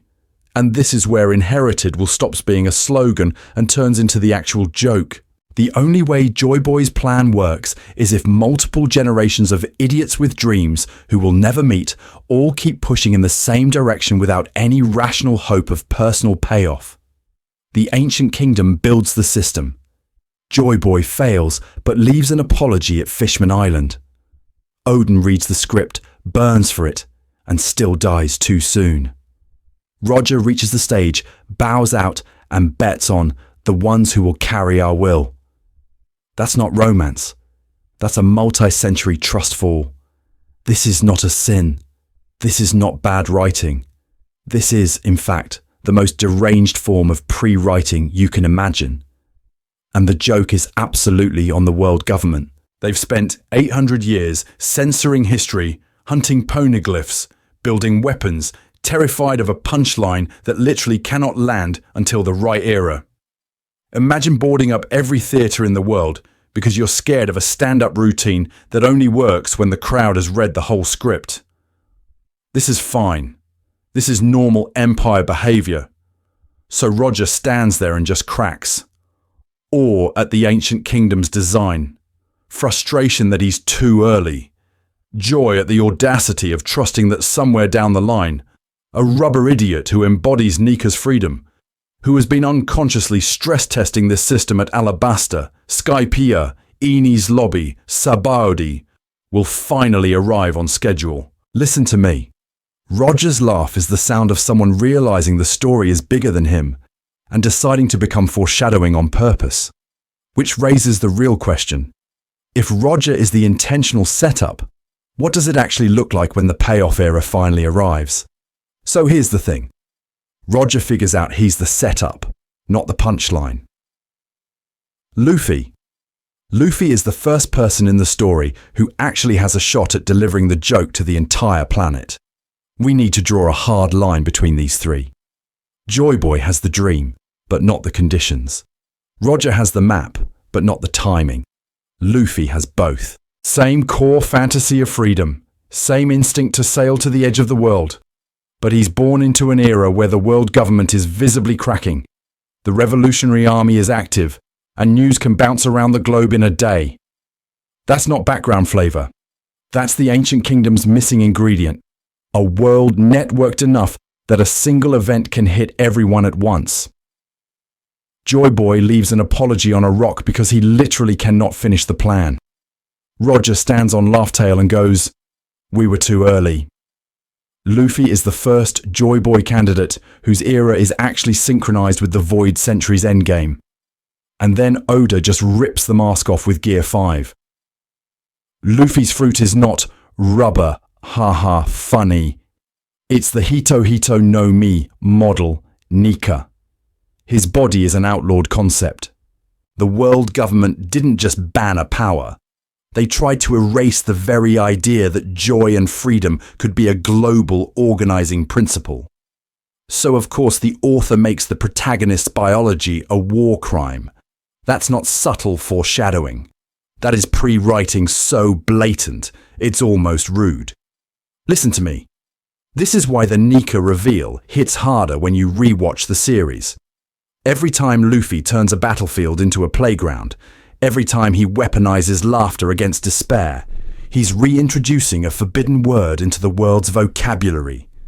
The fruit is the ancient kingdom's propaganda machine, crammed into one idiot rubber boy. Now, pattern interrupt, because I need you to notice something we all skimmed past. Luffy could have learned what the One Piece was at Skypiea, Rayleigh offers. Luffy shuts it down. That refusal is not just protect the adventure. It's a character whose entire moral system is built around not hijacking other people's freedom to choose their own dreams. He won't even steal your right to be disappointed. That's the exact personality you need for a treasure that only works if the entire world opts in. He protects individual freedom on the micro scale, Nami's village, Robin's past, Jinbei's debt, while accidentally building macro-scale infrastructure. Alliances at Alabasta, Skypiea, Fishman Island, Dressrosa, Wano. Fans call it friendship power. No, it's a distributed activation key. Inherited will is just the story's name for pre-writing across generations. Shanks bets on Luffy. Roger's era sets the stage. Joy Boy's apology defines the problem statement. The ancient kingdom's dream is the design doc. All of that converges in one guy whose very heartbeat is the drum announcing the dawn of the world. So when Luffy reaches Laughtail, he's not just going to laugh at the cosmic timing joke. He'll be the first person in history who can walk back down the mountain and actually tell the punchline to everyone else. And that raises a terrifying question. What does a punchline on a planetary scale even look like when your main character's power is to turn reality into a gag reel? So here's the thing. If the punchline is planetary, then we need to ask a very stupid, very important question. Has Luffy already started telling it? I need you to sit with that. Because the community keeps treating the One Piece as a binary. Either it's a chest of treasure or it's an idea. Gold or philosophy. But what if the author has been screaming a third option at us for 20 years, and we've been pattern-seeking monkeys seeing Jesus in toast panels instead? What if the One Piece is a system, not a single object? A coordinated mechanism made of inherited will, ancient weapons, and distributed knowledge. A machine that only works when enough pieces are active at once. If that's the category, then suddenly you can start asking a very dangerous question. How many pieces has Luffy already booted up without knowing it? Go back to Skypiea. Everyone treats that arc as the filler that's actually canon problem. This is not a sin. This is normal. But buried in the gold and the god cosplay is Luffy doing something incredibly specific. ringing the golden bell so hard the sound reaches all the way down to Jaya and beyond. That's not just a cool visual, that's a broadcast. It literally confirms to cricket that Nolan wasn't a liar and simultaneously sends a signal to the world that the Sky Island civilization, the one covered in void century ruins, still exists. That's a micro-activation of the ancient kingdom's communication network. Then Fishman Island. Joy Boy's apology, the broken promise to bring them to the surface, the prophecy about a certain pirate. Luffy rolls in, punches Hody through several layers of political allegory, and in the process publicly endorses Shirahoshi, who is secretly Poseidon. He frees the island from immediate tyranny, and more importantly, sets up the ancient weapons user as an ally rather than a bomb. Again, localized rearrangement of the world toward the ancient kingdom's ideal. Add Sabaudi, Dressrosa, Wano. Every time, he's doing the same weirdly specific thing. Tearing down a closed, segregated system and replacing it with an alliance that cuts across race, class, and nation. Fishmen, minks, samurai, ex-slaves, former enemies. On paper, that's just good shounen writing about friendship. In the context of a planned endgame, it's something else. It's the network layer of the One Piece system coming online. So when we say, Luffy hasn't reached Laugh Tale yet, that's technically true, but functionally, he's already run test deployments of Joy Boy's dream. Little beta versions of the dawn of the world spun up in individual islands, then left running while he sails away. And this is where Roger's laugh gets cruel. Roger saw the whole system, poneglyphs, weapons, history, the mechanism for flipping the board. He knew exactly how it worked and still had to say, we were too early. He had the user manual, no power source. Luffy has no manual and is accidentally turning the key every other arc. Listen to me. That's not random. That's intentional structure. Oda is pre-writing the final activation by showing you small-scale prototypes, which raises the real question heading into the final saga. What happens when Luffy stops doing this unconsciously and starts wiring ancient weapons, road poneglyph routes, and Nika's rubber reality together on purpose? Because when that switch flips, something has to break first. And this is where we need to stop treating the Void Century as spooky lore and start treating it as urban planning. Listen to me. The Ancient Kingdom was not just a tragic backstory nation. It was a design document for a different planet. Every big clue we have points to a group that was absurdly advanced, absurdly connected, and very intentionally erased. You've got Skypiea's giant stone blueprint of the sea, the Shandians guarding a poneglyph for 800 years, Fishman Island holding Joy Boy's apology, Zoo's walking elephant with a living punishment system, and all these non-human races quietly aligned with a name the world government refuses to even print. That's not random tribal flavor. That's a coalition. That's a community that predates the current map. And what holds them together isn't, we want a better king. It's the exact opposite. The Ancient Kingdom's philosophy, from every scrap we see, is shared freedom over hierarchical rule. No celestial dragon caste. No gods on top. The Will of D people who laugh in the face of death. The sun motifs. The Nika fruit literally turning freedom into rubber reality. This is an author screaming a thesis at you in neon. The old world was trying to flatten power, not crown a nicer monarch. Now contrast that with the world government model. Centralized power. 20 kings become one throne. Celestial dragons at the top. Slavery baked into the system. Sabaody human auctions treated as tourism. Censorship so intense that reading a rock is a war crime. And when O'Hara gets too curious, Buster call. When a kingdom doesn't cooperate, genocide with paperwork. This is not a sin in terms of storytelling. This is intentional thematic foreshadowing. Oda is showing you a regime whose entire legitimacy is geography and information control. Here's the thing. If your power depends on walls and choke points, then a world that is literally one ocean is your worst nightmare. Joy Boy's promise to Fishman Island, the red line cutting the seas into four, the prophecy of the dawn of the world when fishmen can live on the surface. Put those in one category. They all point to physically altering the planet, removing the red line, changing sea levels, or both, so the map itself stops enforcing segregation. So what is the one piece in that context? Not just a treasure, not just an idea, a combined treasure record mechanism, a stash of resources, a complete history of the Void Century, and the literal blueprint and tools to rerun the Ancient Kingdom's experiment if they lost. Roger laughs because the punchline is, "Oh, we were too early to push the button." From the world government's perspective, this fear is rational. If someone finds Laugh Tale and activates that system, their entire category of power, lines on maps, controlled routes, heavenly tribute, evaporates overnight. 800 years of censorship is crisis management. They're not overreacting. They're stalling an inevitable software update to the planet. Which raises the real question heading into the endgame. Who actually gets to press it? And what version of that dream world do they install? And this is where a lot of you sprint straight past the button and dive face first into Gear 5 discourse. Because if someone has to install that dream world, the community immediately points at the Nika fruit and says, "Aha, foreshadowed from day one." I need you to slow down for a second.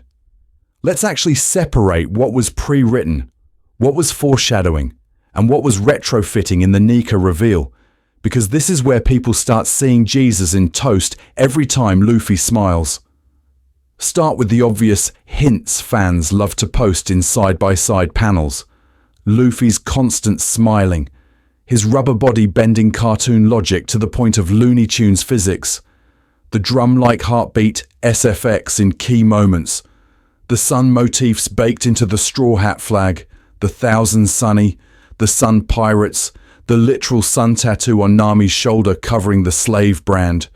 In hindsight, it all screams Nika, right? It feels intentional. It feels planned. Except, here's the thing. There are layers here, and they are not all the same category. Luffy being a joy machine who laughs in the face of death? That is pre-writing. That is Oda deciding, before Chapter 1, my protagonist is freedom embodied. Freedom of movement, freedom of spirit, freedom from common sense. A rubber boy whose body and morality refuse to be constrained. That's the core decision. Then, years later, when the final saga starts to crystallize, Oda needs a mythic frame for that existing character. Enter Hito Hito no Mi, model Nika. Enter a banned sun god of liberation, erased from history by the very system the One Piece will overwrite. The explicit name Nika, the Gorosei exposition dump, the phrase drums of liberation tied to that heartbeat, that is retrofitting. This is not a sin. This is not bad writing. This is normal, especially in a 25-year marathon. Where it gets fun is the middle ground. Once Oda locks in the Nika concept, probably around Skypiea Sabaody era, you start seeing more deliberate sun and joy imagery clustering around Luffy and his allies. The Sun Pirates, the Sunny, the way Fishman Island's prophecy talks about the dawn of the world, while Luffy stands under that giant tree of light. That is where I'd put genuine foreshadowing. Intentional, targeted reinforcement of a now-defined idea. So does that cheapen the reveal?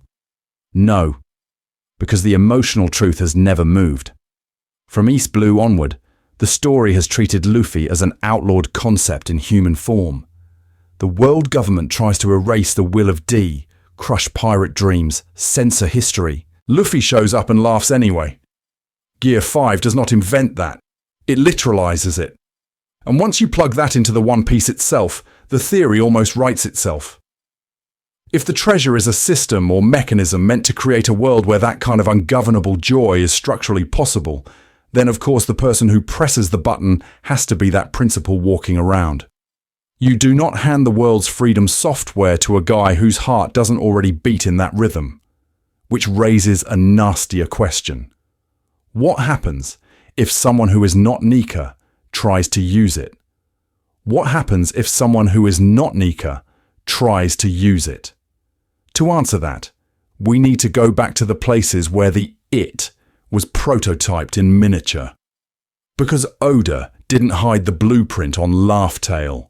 He test drove it 3 times in plain sight while we were busy arguing power scaling in the comments. First, Skypiea. Skypiea is the prototype One Piece. You have literal treasure in the form of gold and resources. You have a poneglyph with crucial Void Century intel, and you have the giant bell that can broadcast that information to the entire world when you ring it. Wealth, history, and global messaging all bundled into one narrative object. That's not random. That's a planned, contained simulation of what Laughtail is supposed to do on a planetary scale. And listen to me, this is where foreshadowing stops being a cute Easter egg and becomes infrastructure. The author is showing you the categories. Information embedded in stone, material value that can change economies, a mechanism to send a signal across oceans.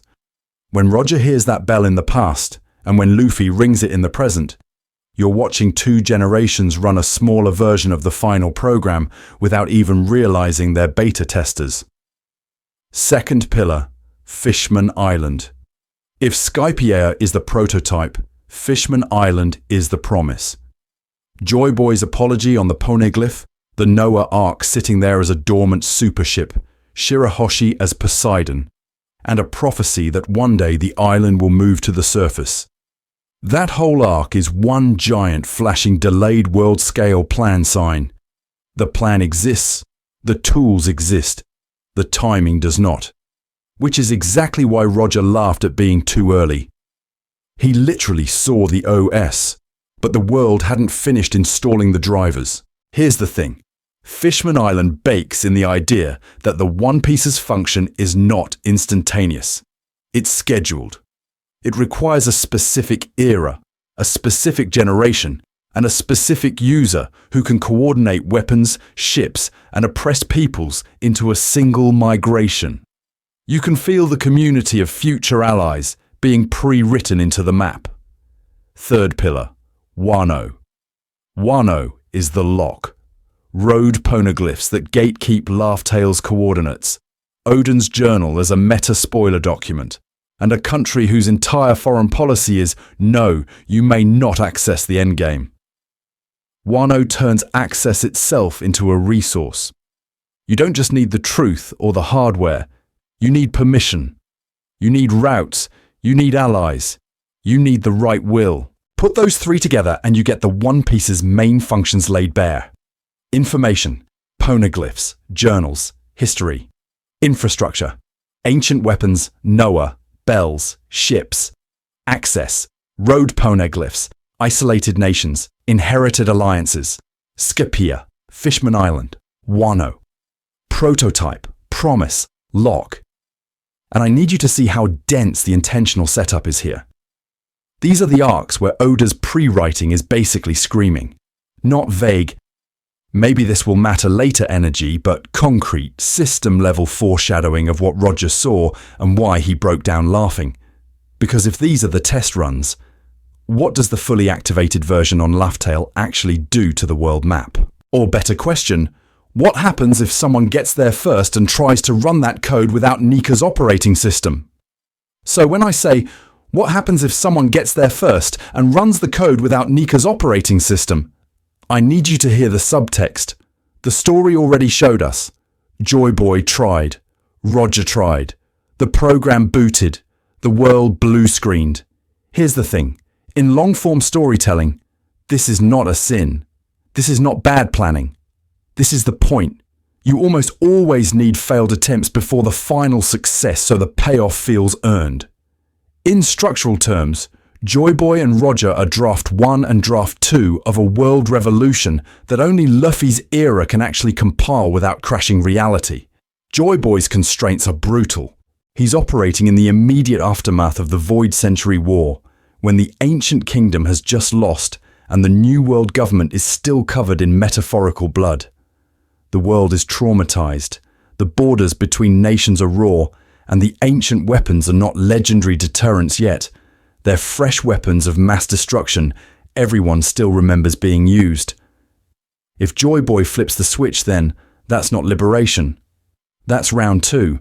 That's congrats, you speed-ran the apocalypse. So he does the only thing a responsible author avatar can do in that category of story. He punts. He carves the poneglyph network into the world's bones, apologizes to Fishman Island because moving Noah and raising them to the surface now would get them slaughtered, and hard codes a delayed trigger into history. The One Piece becomes a planned system waiting for conditions the world physically cannot meet yet. Fast forward 800-ish years, and you get Roger, Draft 2. He's got advantages Joy Boy never had. A relatively stabilized world government, a pirate age, a global sea of information brokers. But he's also running into a different wall. He's terminally ill.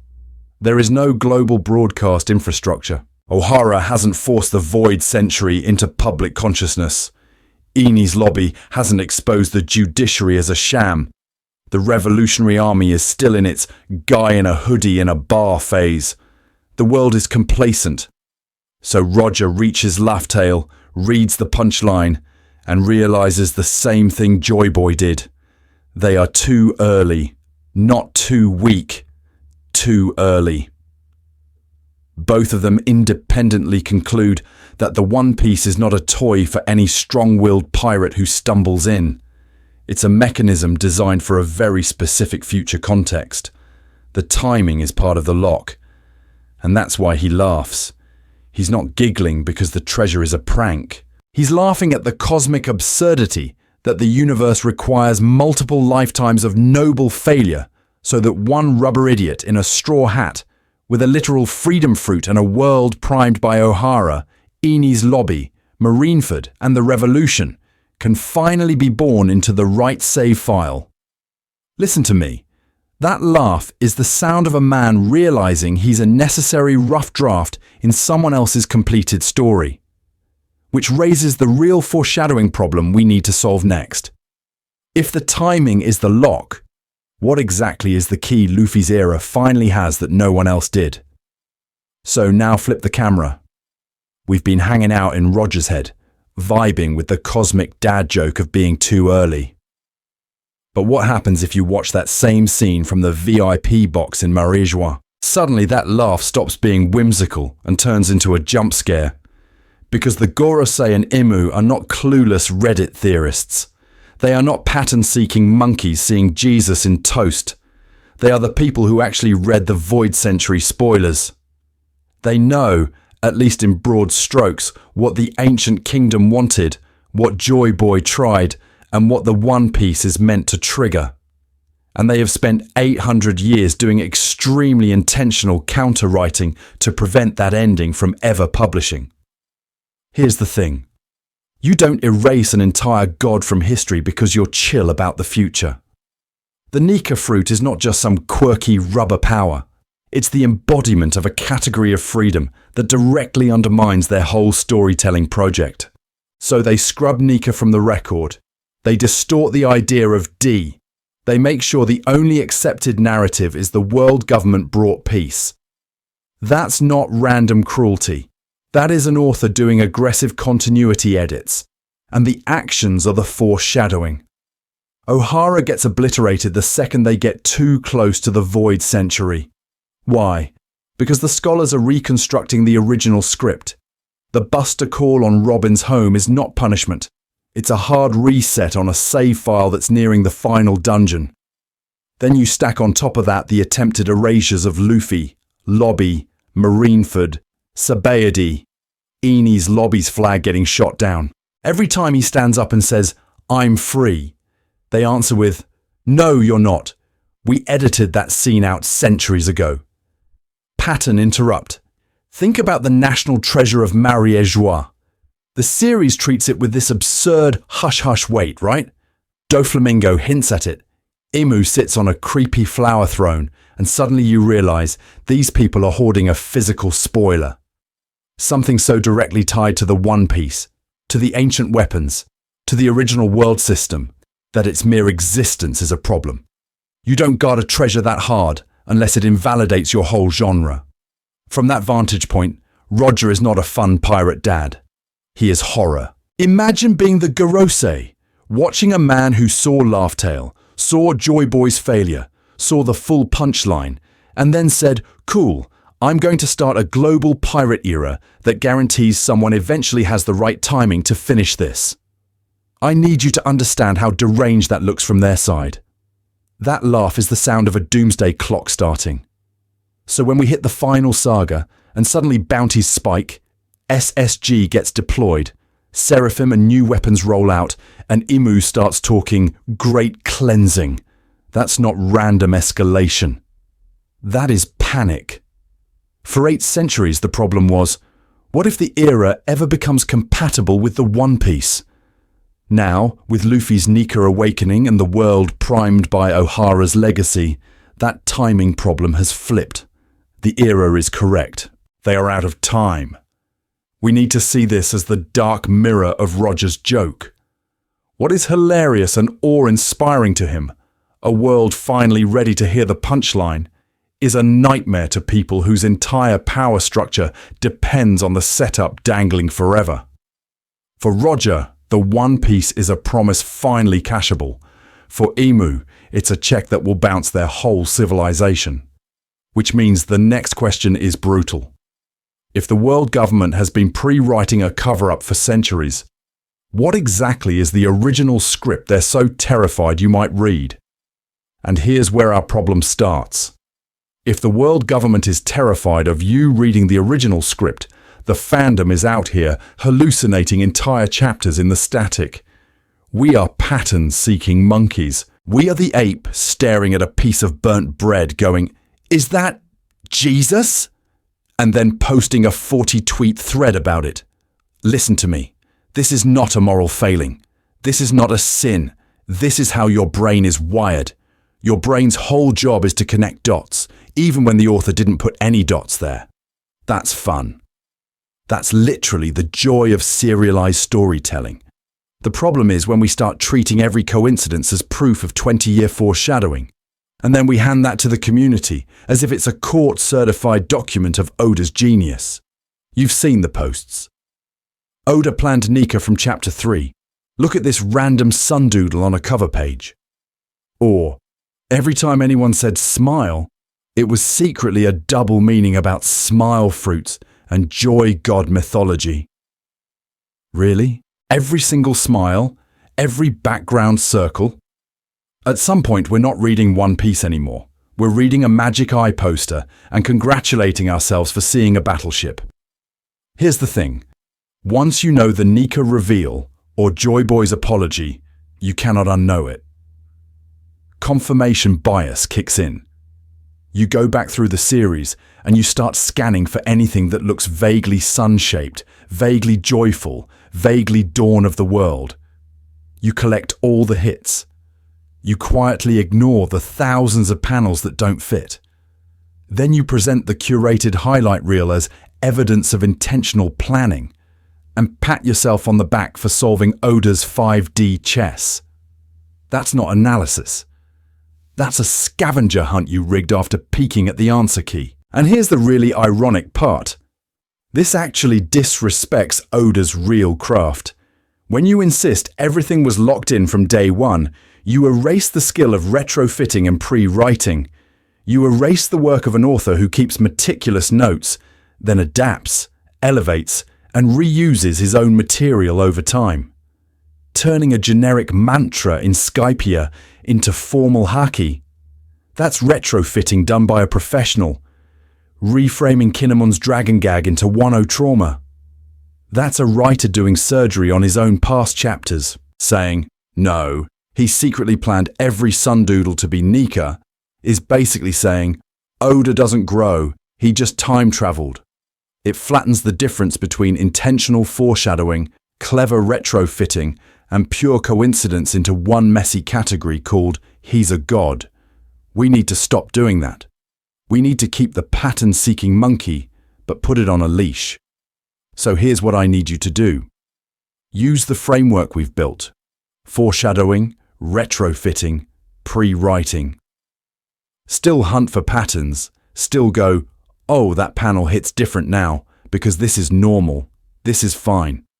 Just add the humility to say, this one was a retrofit, or this one is probably coincidence, instead of upgrading every toast stain to divine revelation. Because once we clean up our own pattern addiction, we can finally ask the real question.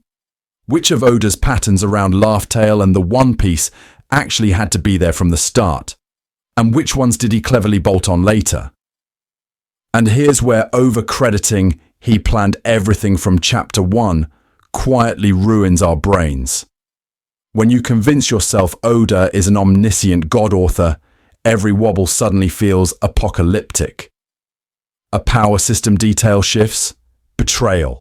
A character motivation gets clarified 20 years in, retcon. A line from early East Blue does not perfectly align with a volume 108 reveal. Clearly the series has fallen off. This is not a sin on Oda's part. This is us building a glass statue of perfection and then being shocked when serialized storytelling breathes on it. Because here's the thing, the real magic of One Piece is not perfect prediction, it's reuse. It's Oda grabbing old toys off the floor and turning them into emotional artillery. Skypiea's bell starts as a cool set piece. Years later, it becomes the literal mechanism for Luffy to send a message to the world and to a skeleton whale waiting at the edge of the map. Joy Boy's apology is a weird, sad poneglyph footnote until Fishman Island reframes it as a broken promise that demands a future era. A goofy rubber boy is a gag protagonist until Nika, until the sun god, until the man who can make people laugh in the face of death. That is not a pre-rigged magic box where every compartment was labelled in 1997. That is an author who can walk on stage, see whatever props are lying around, and still blow your mind. I need you to picture two magicians. One spends 6 months building a single trick. Every card is marked, every volunteer is a plant, every outcome is predetermined. Impressive, sure. The other walks into a random bar with nothing but a deck and a lighter, and still ends the night reading your mind with your own receipt. Which is actually more terrifying. The second one. The improviser. But in this community, we keep insisting Oda is only the first guy, as if admitting he's also the second somehow makes the series worse. And this is where Roger's laugh becomes way more interesting. Oda absolutely pre-wrote the emotional shape of that scene. The crew reaches the final island. They discover the Void Century truth, the One Piece, the punchline of Joy Boy's failed timing. Roger laughs, not because the treasure is a gag, but because the entire world is the joke. That arc, that silhouette, that too early line to Rayleigh? Planned. The exact way Skypiea's ruins, Fishman Island's promise, and Odin's journal would all ricochet into that moment. That's decades of retrofitting and foreshadowing aimed at a target he'd already drawn. When you see it that way, the eventual reveal of the One Piece stops being a static blueprint finally unrolled and starts feeling like a conversation. Oda at 20-something throws down a wild ending. Oda at 40, at 50, keeps answering his younger self. Okay, but what does that mean for Shandora, for Poseidon, for a boy made of rubber who laughs at the scaffold? And if that conversation is real, then the last joke Oda tells us about the One Piece has to do something you are not prepared for yet. So when I say you're not prepared for that last joke, I don't mean Oda planned every single pebble on every single beach for 25 years. I need you to stop giving him god-tier omniscience points he never asked for, and start giving him credit for the thing he's actually doing, juggling 3 different kinds of planning at once without dropping the ball on Roger's laugh. Quick reset. We've built 3 categories. Foreshadowing in the strict sense, intentional early setups for a payoff the author already knows. Retrofitting, going back to old material and upgrading it with new retroactive meaning. Pre-writing, the big one, where the ending, the core mysteries, the emotional spine are decided before chapter 1. And serialization is basically revealing that skeleton in weird, non-chronological chunks. Here's the thing. Oda's genius is not that he lives permanently in Category 1, it's that he balances all three without the story tearing at the seams. He pre-writes the Void Century, the One Piece, Joy Boy, Roger's Laugh. He foreshadows when he's confident the road won't move under his feet, and then he retrofits aggressively, but organically, whenever his older self finds a cooler way to express what younger Oda already locked in. Skypiea is pure pre-writing energy. The Shandora ruins, the giant bell announcing, "We were here," the poneglyph pointing to Poseidon, the literal sky island that mirrors a land at the bottom of the sea later. That arc is a prototype laugh tale, a forgotten kingdom, a ringing message across centuries, a joke the current era isn't ready to get. That's not random. That's the skeleton. Fishman Island is the same skeleton for Joy Boy. You get the apology, the failed promise to move Noah, the idea that the world itself isn't yet in the right state for that promise to work. That is Roger's "we were too early" in another costume. Then decades later, Oda drops Nika. Sun god imagery, drums of liberation, rubber body cartoon physics.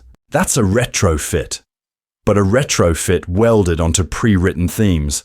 Inherited will, freedom, laughter as resistance. This is not a sin. This is normal. This is how you turn an old blueprint into a living building. And Wano is the foreshadowed convergence point. Odin's journal, Roger reading the truth. The explicit "we laughed" at the final island. The prophecy of a figure who will open the borders and bring the dawn. All those scattered setups finally line up so that Roger's laugh stops being a meme and starts being a rational reaction to the same cosmic joke Luffy is now walking into. Listen to me. This hybrid approach is why One Piece feels both meticulously planned and weirdly alive. New chapters can nuke your brain without retroactively breaking Skypiea or East Blue, because the skeleton was always there and the muscles can flex. So we need to retire Oda planned everything as a compliment. The better praise is he built a skeleton, then kept finding better muscles to put on it. And the One Piece itself is the biggest muscle of all. Which raises the real question. What kind of treasure do you have to build so that a man who learned the whole truth of the world could only respond by laughing? And I can already feel some of you seething through the screen. Because if what I just said is true, then a bunch of your favorite This Panel from 1999 proves Oda is a god. Screenshots just got quietly demoted from 25-year master plan to insanely clever retrofit. And that stings. That feels like I walked into your room, pointed at your conspiracy corkboard, and went, "Actually, this string doesn't go there. Listen to me. I am not telling you your galaxy brain discoveries are worthless. I am telling you they are in a different category. That's the difference." Foreshadowing is intentional early setup for a known payoff. Retrofitting is when an author raids their own attic and turns an old lamp into Excalibur. Both are skill. Both are planned in different ways. One is blueprint, one is renovation. Here's the thing. The renovation might actually be harder. If Oda in 2020 can look at some throwaway gag from Drum Island and go, "Oh, that's actually a perfect emotional mirror for a Void Century reveal," that's insane storytelling awareness. That means he has kept 1,000 chapters of junk parts in his head and is still finding new circuits to solder together. This is not a sin. This is not bad writing. This is, in fact, why the series still feels fresh instead of fossilized. Self-own time, because I need you to know I'm not above this. For years, I was convinced that the exact framing of Shanks holding Luffy's hat in Chapter 1 was deliberate foreshadowing of the God Valley flashback composition. I had panels. I had arrows. I had the energy of a pattern-seeking monkey who sees Jesus in toast. And then interviews and timelines made it pretty clear that a bunch of that was me reverse engineering intent that probably wasn't there. Did that ruin those pages for me? No. Weirdly, it made me respect the writing more. Realizing Oda could return to an old, fairly simple panel and then echo it in God Valley to create a retroactive emotional charge was cooler than if he'd just been following a rigid storyboard from 1997. It proved the community wasn't just worshipping a pre-written prophecy. We were watching a working author actively play with his own history. So no, the point of this video is not to be the fun police. I'm not standing outside your favorite theory thread issuing citations. What I'm trying to do is give us better language and tools, so when we say Oda's foreshadowing is insane, we can actually point to why it hits so hard emotionally and thematically, instead of hand-waving everything as magical genius. You can keep your favorite theories. Keep the corkboard. Keep the strings. Just label them honestly. Say, this is probably a retrofit, but it's sick. Say, this is a thematic echo, not proof he planned the One Piece in Chapter 3. This is normal. This is fine. Because once we separate the real pre-written time bombs from the gorgeous accidents, we can finally ask the real question. What kind of treasure is so well set up that even the retrofits start orbiting around it? So when we ask, what kind of treasure is so well set up that even the retrofits start orbiting around it? We're not in tinfoil hat territory anymore. We're in the boring, concrete, core evidence part of the conversation. I need you to stay with me here, because this is where Roger's laugh stops being a meme and starts being a logical conclusion. First, the non-negotiables. Whitebeard dies on Marineford's stage and spells it out. The One Piece is real, and it's a great treasure. Not a metaphor, not a vibe, a treasure. We know it's on Laugh Tale. We know Roger's crew reached it, read the final poneglyphs, and they laughed and cried. We know Roger walked away saying they were too early, that they weren't the people who would use what they'd found to change the world. Those are not theories. Those are transcript-level facts. Now, the strong inferences. Joy Boy's apology in Fishman Island is not sorry I forgot your birthday. It's an apology for failing a world-scale promise that required the entire sea level and political order to be different. The road poneglyphs are a deliberate lock on the final island. 4 scattered coordinates you can only assemble if you've effectively toured the trauma museum of the planet. And the ancient weapons are explicitly framed as tools that can physically reshape the world's oceans and power structure. Put those in one category and you have failed global plan, hidden final stage, tools to rewrite the map. So here's the thing. When you line up the facts with the inferences, the most defensible interpretation is actually pretty boring in its clarity. Roger laughed because he saw that the One Piece isn't just a chest, or just a book, or just a nuke. It's a combined treasure record mechanism, the endgame Joy Boy built to fulfill his dream on a planetary scale. But it's keyed to an era where someone with Luffy's specific existence, power, and cultural moment shows up. Roger saw the punchline that he was the wrong man in the right story. That doesn't mean we know everything. We don't know the exact mechanics of how the world will be reshaped.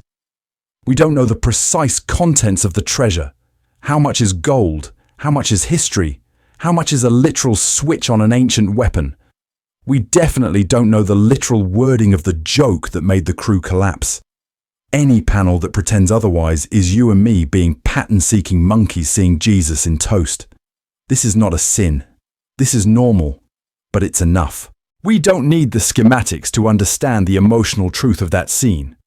Roger stood in front of a pre-written solution to the world, realized he was a prototype Joy Boy without the right timing, and laughed at the cosmic scheduling error. And once you accept that Oda intentionally built toward that moment for decades, through pre-writing, foreshadowing, and ruthless retrofitting. The real question isn't, what is the One Piece anymore? It's much worse. If Roger could read the punchline and still walk away, what happens when someone who refuses to walk away finally gets there? So what do you actually do with that? You can't sail to Laugh Tale tomorrow, but you can do the next best thing. You can reread One Piece as if you've already seen the punchline and you're watching the comedian build toward it in slow motion. Here's the thing. I need you to stop doing the "what did Oda plan from the start" purity test on every panel. We need to retire that as the main question. Instead, pick an arc, Skypiea, Fishman Island, whatever you remember as good but slow, and run a different exercise. Page by page, ask 3 things. What feels pre-written? What feels foreshadowed? And what feels like a smart retrofit? Pre-written is the stuff that snaps into the Laugh Tale framework so cleanly it hurts. Skypiea's ruins pointing directly at the ancient kingdom and the poneglyph network, the sun motifs and Nika adjacent imagery. Fishman Island's Joy Boy apology that only fully lands once you know the joke is about being too early. Foreshadowing is the intentional breadcrumb trail, the way mantra quietly trains you to accept haki, so Gear 5 won't feel like a cheat. Retrofitting is when Oda looks back, sees a loose board, and hammers it into the new bridge. This is not a sin. This is fine. This is normal. Once you separate those categories, your attention shifts. You stop combing for one magic panel that proves your pet theory, and you start noticing how themes and emotional beats repeat, mutate, and level up. In Skypiea, it's "the man who destroys the sky will come." In Fishman Island, it's a broken promise waiting on a future era. In Wano, it's inherited will literally written in a dead man's journal. The surface details change, but the rhythm is the same joke being told in different rooms. Pattern interrupt. Go reread a so-called fillery stretch. Thriller barks zombie gag runs. Early Fishman Island political speeches. Even some of the slower Sabaody build-up. When you stop asking, did he plan this exact panel in 1997? And start asking, what idea is he testing here? Those arcs turn into a rehearsal space. You can see Oda workshopping riffs, slavery, discrimination, ancient promises, too early tragedies, before they become the final chorus at Laugh Tale. And once Roger's laugh is in your head, every mention of being too early, every speech about inherited will, every promise punted to the future generation should ping for you as part of the same long-running joke.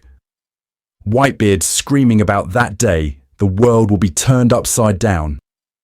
Rayleigh telling the crew they might regret learning the answers too soon. Neptune talking about the day the Noah will finally move. On reread, those aren't random hype lines. They're callbacks to a punchline you now understand. So here's what I need you to do. Pick an arc, run the pre-written /foreshadow/retrofit test, and then tell me in the comments what got reclassified. What did you always swear was perfect foreshadowing that now reads as a retrofit? What background gag suddenly feels pre-written and maliciously intentional? And more importantly, did that shift make you respect the writing less? Or did it make the whole storytelling machine feel even more impressive? So before you sprint to the comments to tell me I'm wrong, we need to do a little expectation management. I know the exact 3 quotes, 2 screenshots, and 1 SBS you're already loading into the chamber. First, the famous "Oda planned the ending from the start" thing. Listen to me. That sentence is doing way too much work in this community. An author knowing the ending is not the same category as an author having every proper noun, every mechanism, every punchline nailed down in 1997. Pre-writing means he planned the spine. Void Century Mystery, Joy Boy's failure, ancient weapons, Luffy's role, the emotional reason Roger laughed. It does not mean Goldie Roger knew the word Nika in Draft 0. Here's the thing. When Oda says, "I knew the ending," he's talking about the shape of the last puzzle image, Not the exact brushstrokes on every single piece. That's still pre-written. That's still intentional. It just leaves room for him to discover details while writing, then go back mentally and say, oh, that old panel, that's about this now. Which brings us to objection number 2. But this panel clearly proves X was planned. You post some Skypiea ruin, a Fishman Island line, a random background moon and go, checkmate, he's a time god. I need you to slow down. Retrofitting exists. This is not a sin. This is not bad writing. This is normal. A specific seeming hint can be an empty box the author later fills. Unless we have Oda on record saying, yes, that exact brick was Joy Boy's basement, we cannot prove it was born with that meaning. We just know it now carries that meaning very, very well. Then there's the, you're overcomplicating it, the One Piece is just treasure crowd. Respectfully, no. That take has to ignore Whitebeard calling it a great treasure in the same breath he talks about the world turning upside down, the entire Void Century apparatus, Joy Boy's apology, the road poneglyphs, and the ancient weapons being nuclear-tier plot devices. If it's just a big gold pile, Roger's "we were too early" becomes nonsense. He doesn't laugh at a vault. He laughs at a plan, at timing, at a cosmic joke. On the flip side, it's just an idea, the journey is the real treasure. People are doing the same flattening in reverse. That directly contradicts Whitebeard confirming it's real and physical, and it makes the whole road poneglyph scavenger hunt pointless cosplay. You don't need 4 unmovable stone GPS markers to find friendship. The story has already told us that Luffy's ideals are tested everywhere. Laugh Tale is about something additional. So I'm arguing for a 3-layer model. Treasure plus record plus mechanism. Tangible wealth and artifacts. The full historical record of the ancient kingdom and Joy Boy's failure. And a concrete system or device that can actually trigger the dawn of the world. It's the only model that fits every line we have without turning Oda into either a sloppy hack who lied through Whitebeard's dying speech, or a pattern-seeding deity who knew every joke in Chapter 1. And if that sounds too neat, good, because now we can stress test it against the actual text. And here's where I need you to zoom out for a second, because this isn't just about One Piece trivia anymore. If you stop at wow, Oda is a planner god, you've missed the actual tool I'm handing you. This foreshadowing slash retrofitting slash pre-writing thing, it's a way to watch any long story without turning into a conspiracy theorist with a Twitter account. Remember the categories. Foreshadowing is intentional setup for a known payoff. Retrofitting is when an author finds new use for old pieces. Pre-writing is when the big moves are decided before page 1 and then revealed out of order. That difference matters. Because once you can sort moments into a category, you stop screaming plot hole or genius at random and start actually reading the writing. Take Attack on Titan. You can go back to early panels and go, was this basement stuff pre-writing? Was the owl saying, Armin Mikasa foreshadowing?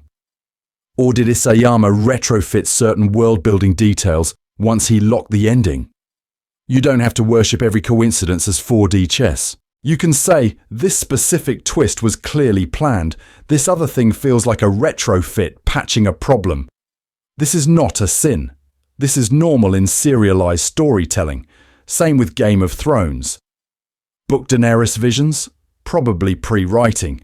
That whole prophecy fake-out direction in the show, that smells retrofitted to serve an ending the showrunners decided way too late. When you name the category, you're not just mad the foreshadowing didn't pay off how you wanted, you're diagnosing where the process broke. And the MCU is a disaster playground for this. Phase 1. Avengers setup? Pre-writing. Thanos teased. Stones scattered. Clear spine. Phase 4. Multiverse spaghetti. You can watch it and actively ask, is this a seed for a known endpoint? Or are they throwing options on the board to retrofit later? Suddenly you're not a pattern-seeking monkey seeing Jesus in every reflection shot. You're a fan with criteria.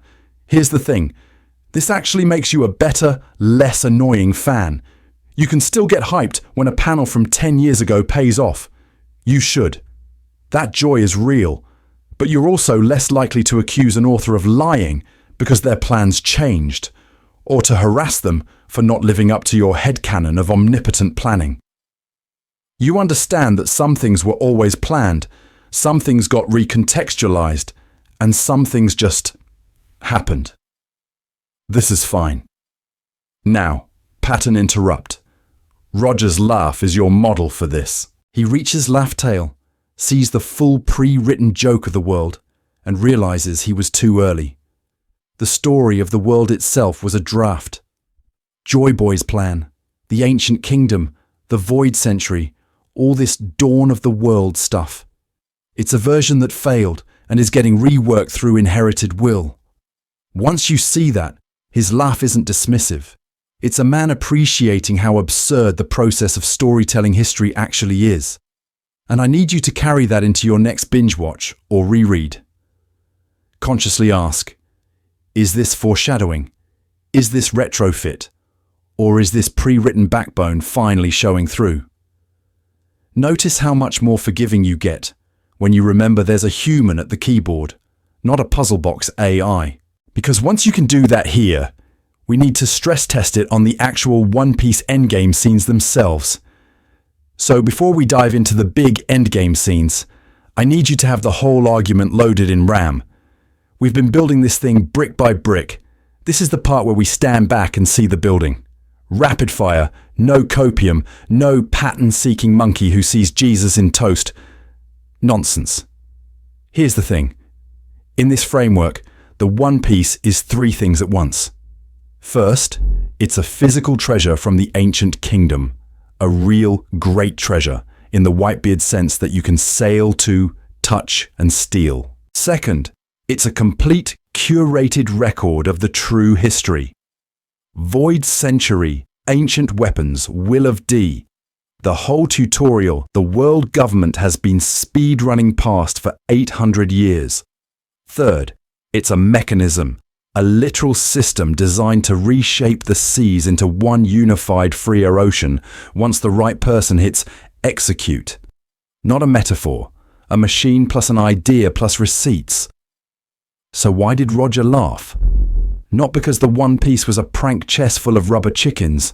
He laughed because he saw the entire system, realized exactly how it would free the world, and then realized he was too early to actually use it. Joy Boy was too early. Roger was too early. The punchline is that this perfect plan only works if three different generations, centuries apart, all inherit the same will, and all fail in sequence so that one idiot rubber man can finally succeed. That is both absurd and beautiful, and Roger reacts the way any emotionally stable pirate does when confronted with cosmic comedy. He dies laughing. Now, zoom back to the framework we've been using. Foreshadowing is intentional early setup for a known payoff.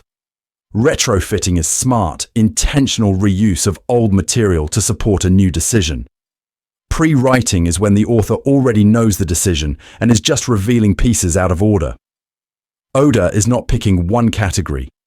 He is juggling all three while drawing weakly. This is not a sin. This is normal for long-form writing. The problem is that the community keeps collapsing all of it into "he planned this 20 years ago" memes. And the arc pillars we walked through. Skypiea is your prototype laugh tale. Ancient ruins in the sky. A poneglyph that literally name drops Joy Boy. And a civilization erased for wanting to reach the sun. Fishman Island is Joy Boy's apology carved in stone. The explicit statement that the plan failed once and will only work when the world itself changes. Wano is the lock and the flashback, Odin's journal, the closed borders, and the scene of Roger learning the truth and saying, "We were too early," all in one contained pressure cooker.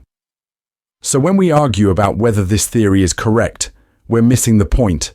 The point is having a cleaner vocabulary for what Oda is doing so you can actually feel why the endgame hits. Once you separate foreshadowing from retrofit from pre-writing, the One Piece stops being a magic trick and starts being an insanely well-documented writing project. And now we need to stress test that against the actual laugh-tail clues Oda has already put on the table.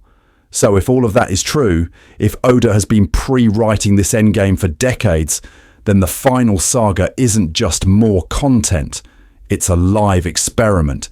It's where this whole foreshadowing versus retrofit versus pre-writing model either holds up under pressure or collapses, and we all go back to being pattern-seeking monkeys who see Joy Boy in every cloud. Here's the thing, you can actually watch for specific signals, not vibes, not "this feels important." Concrete, testable stuff. First category. Anything the story finally says out loud about the ancient kingdom's actual goal. When Vegapunk, or a poneglyph, or some survivor explains what those people were trying to build, you need to ask, does this sound planned from the start, or does it sound retrofitted to justify 25 years of mystery? Same with the national treasure of Marie-Joie. When we get more than that Doflamingo tease, does it plug cleanly into what we already know, or does it feel stapled on? And then there are the ancient weapons. I need you to pay attention to how they're framed. Are Uranus, Poseidon, Pluton talked about as nukes or as world editing tools?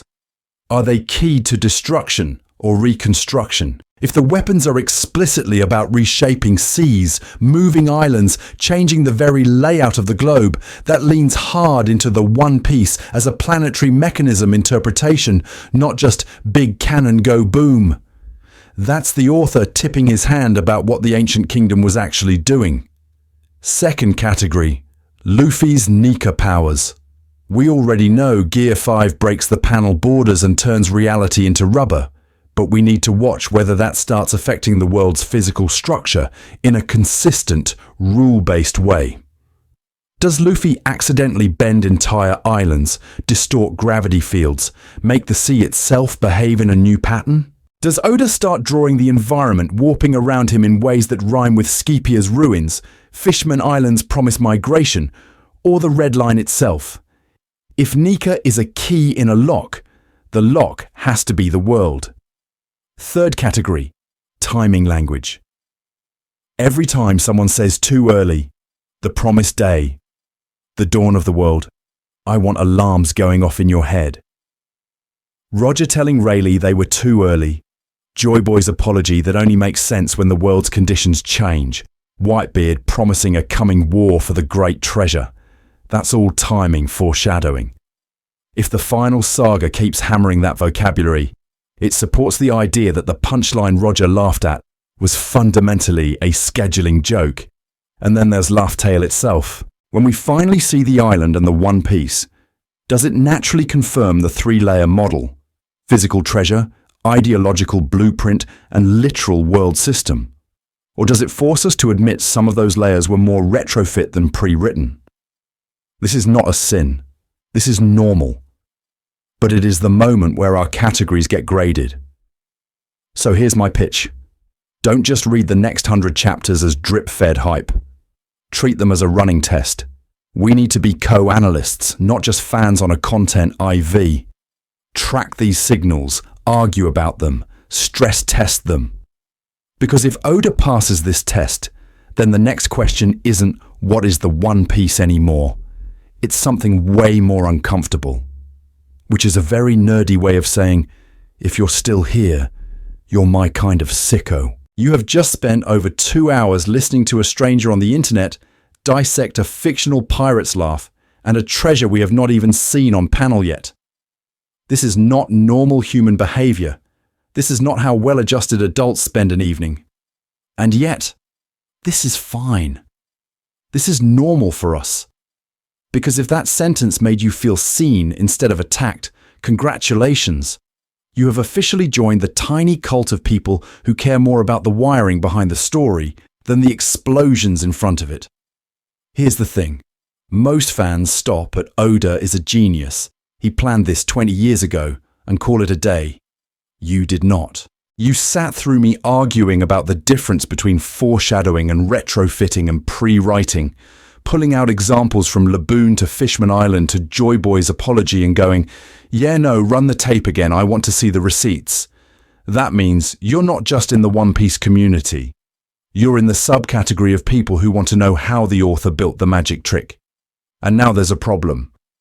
Because once you've heard all this, you are legally required to become a menace.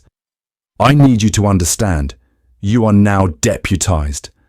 The next time you see a screenshot of some random early panel and a caption that says peak foreshadowing, you have to feel your eye twitch. You have to take a breath. You have to decide, am I going to be a well-behaved citizen, or am I going to correct this stranger's entire understanding of storytelling in a quote retweet? This is not a sin.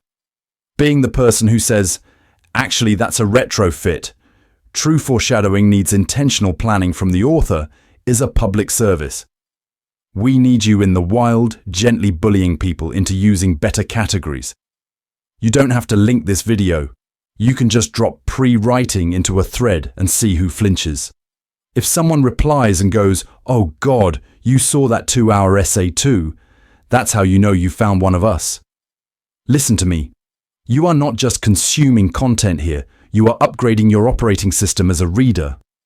When you argue about Roger laughing at being too early, or whether the One Piece is a treasure, an idea, or a system, you now have language for it. You can point at an example and say, this was planned in advance, this was patched in later, this is the author flexing the pre-written endgame. That's power. That's how a fandom stops being a pattern-seeking monkey, seeing Jesus in toast, and starts being a real critical community. So if you want this tiny cult of overthinkers to keep existing, if you want the algorithm to keep feeding you stuff that treats you as a co-analyst instead of a hype sponge, you already know what the next move is. And no, it's not sailing to Laughtail. It's way dumber and way more important for this channel. So here's the thing. The stupid, boring, algorithmic answer is I need you to click the like button. The actual answer is I need you to treat that click as a tiny vote in a war for what kind of One Piece content gets to exist. If this gave you even one new way to think about Roger's laugh, or the One Piece, or what foreshadowing actually is, that's the bar. That's the threshold. Hit the button and you're telling YouTube, more long, unhinged deep dives, fewer 5-minute Luffy was dead the whole time theory, bait videos. Because we need to fix the discourse. We need to move this community from screenshot 2 panels and scream, Oda is a god, to, okay, which category does this actually belong in? So in the comments, I want homework. I want you to drop your favorite example and then argue about it. Is Skypiea's Shandora mural true pre-writing for Nika? Is Kinemon's Dragon Gag a retrofit or a planned payoff? Is Joy Boy's apology in Fishman Island intentional setup for the final war or a very elegant patch job? Put it in a category. Explain the difference.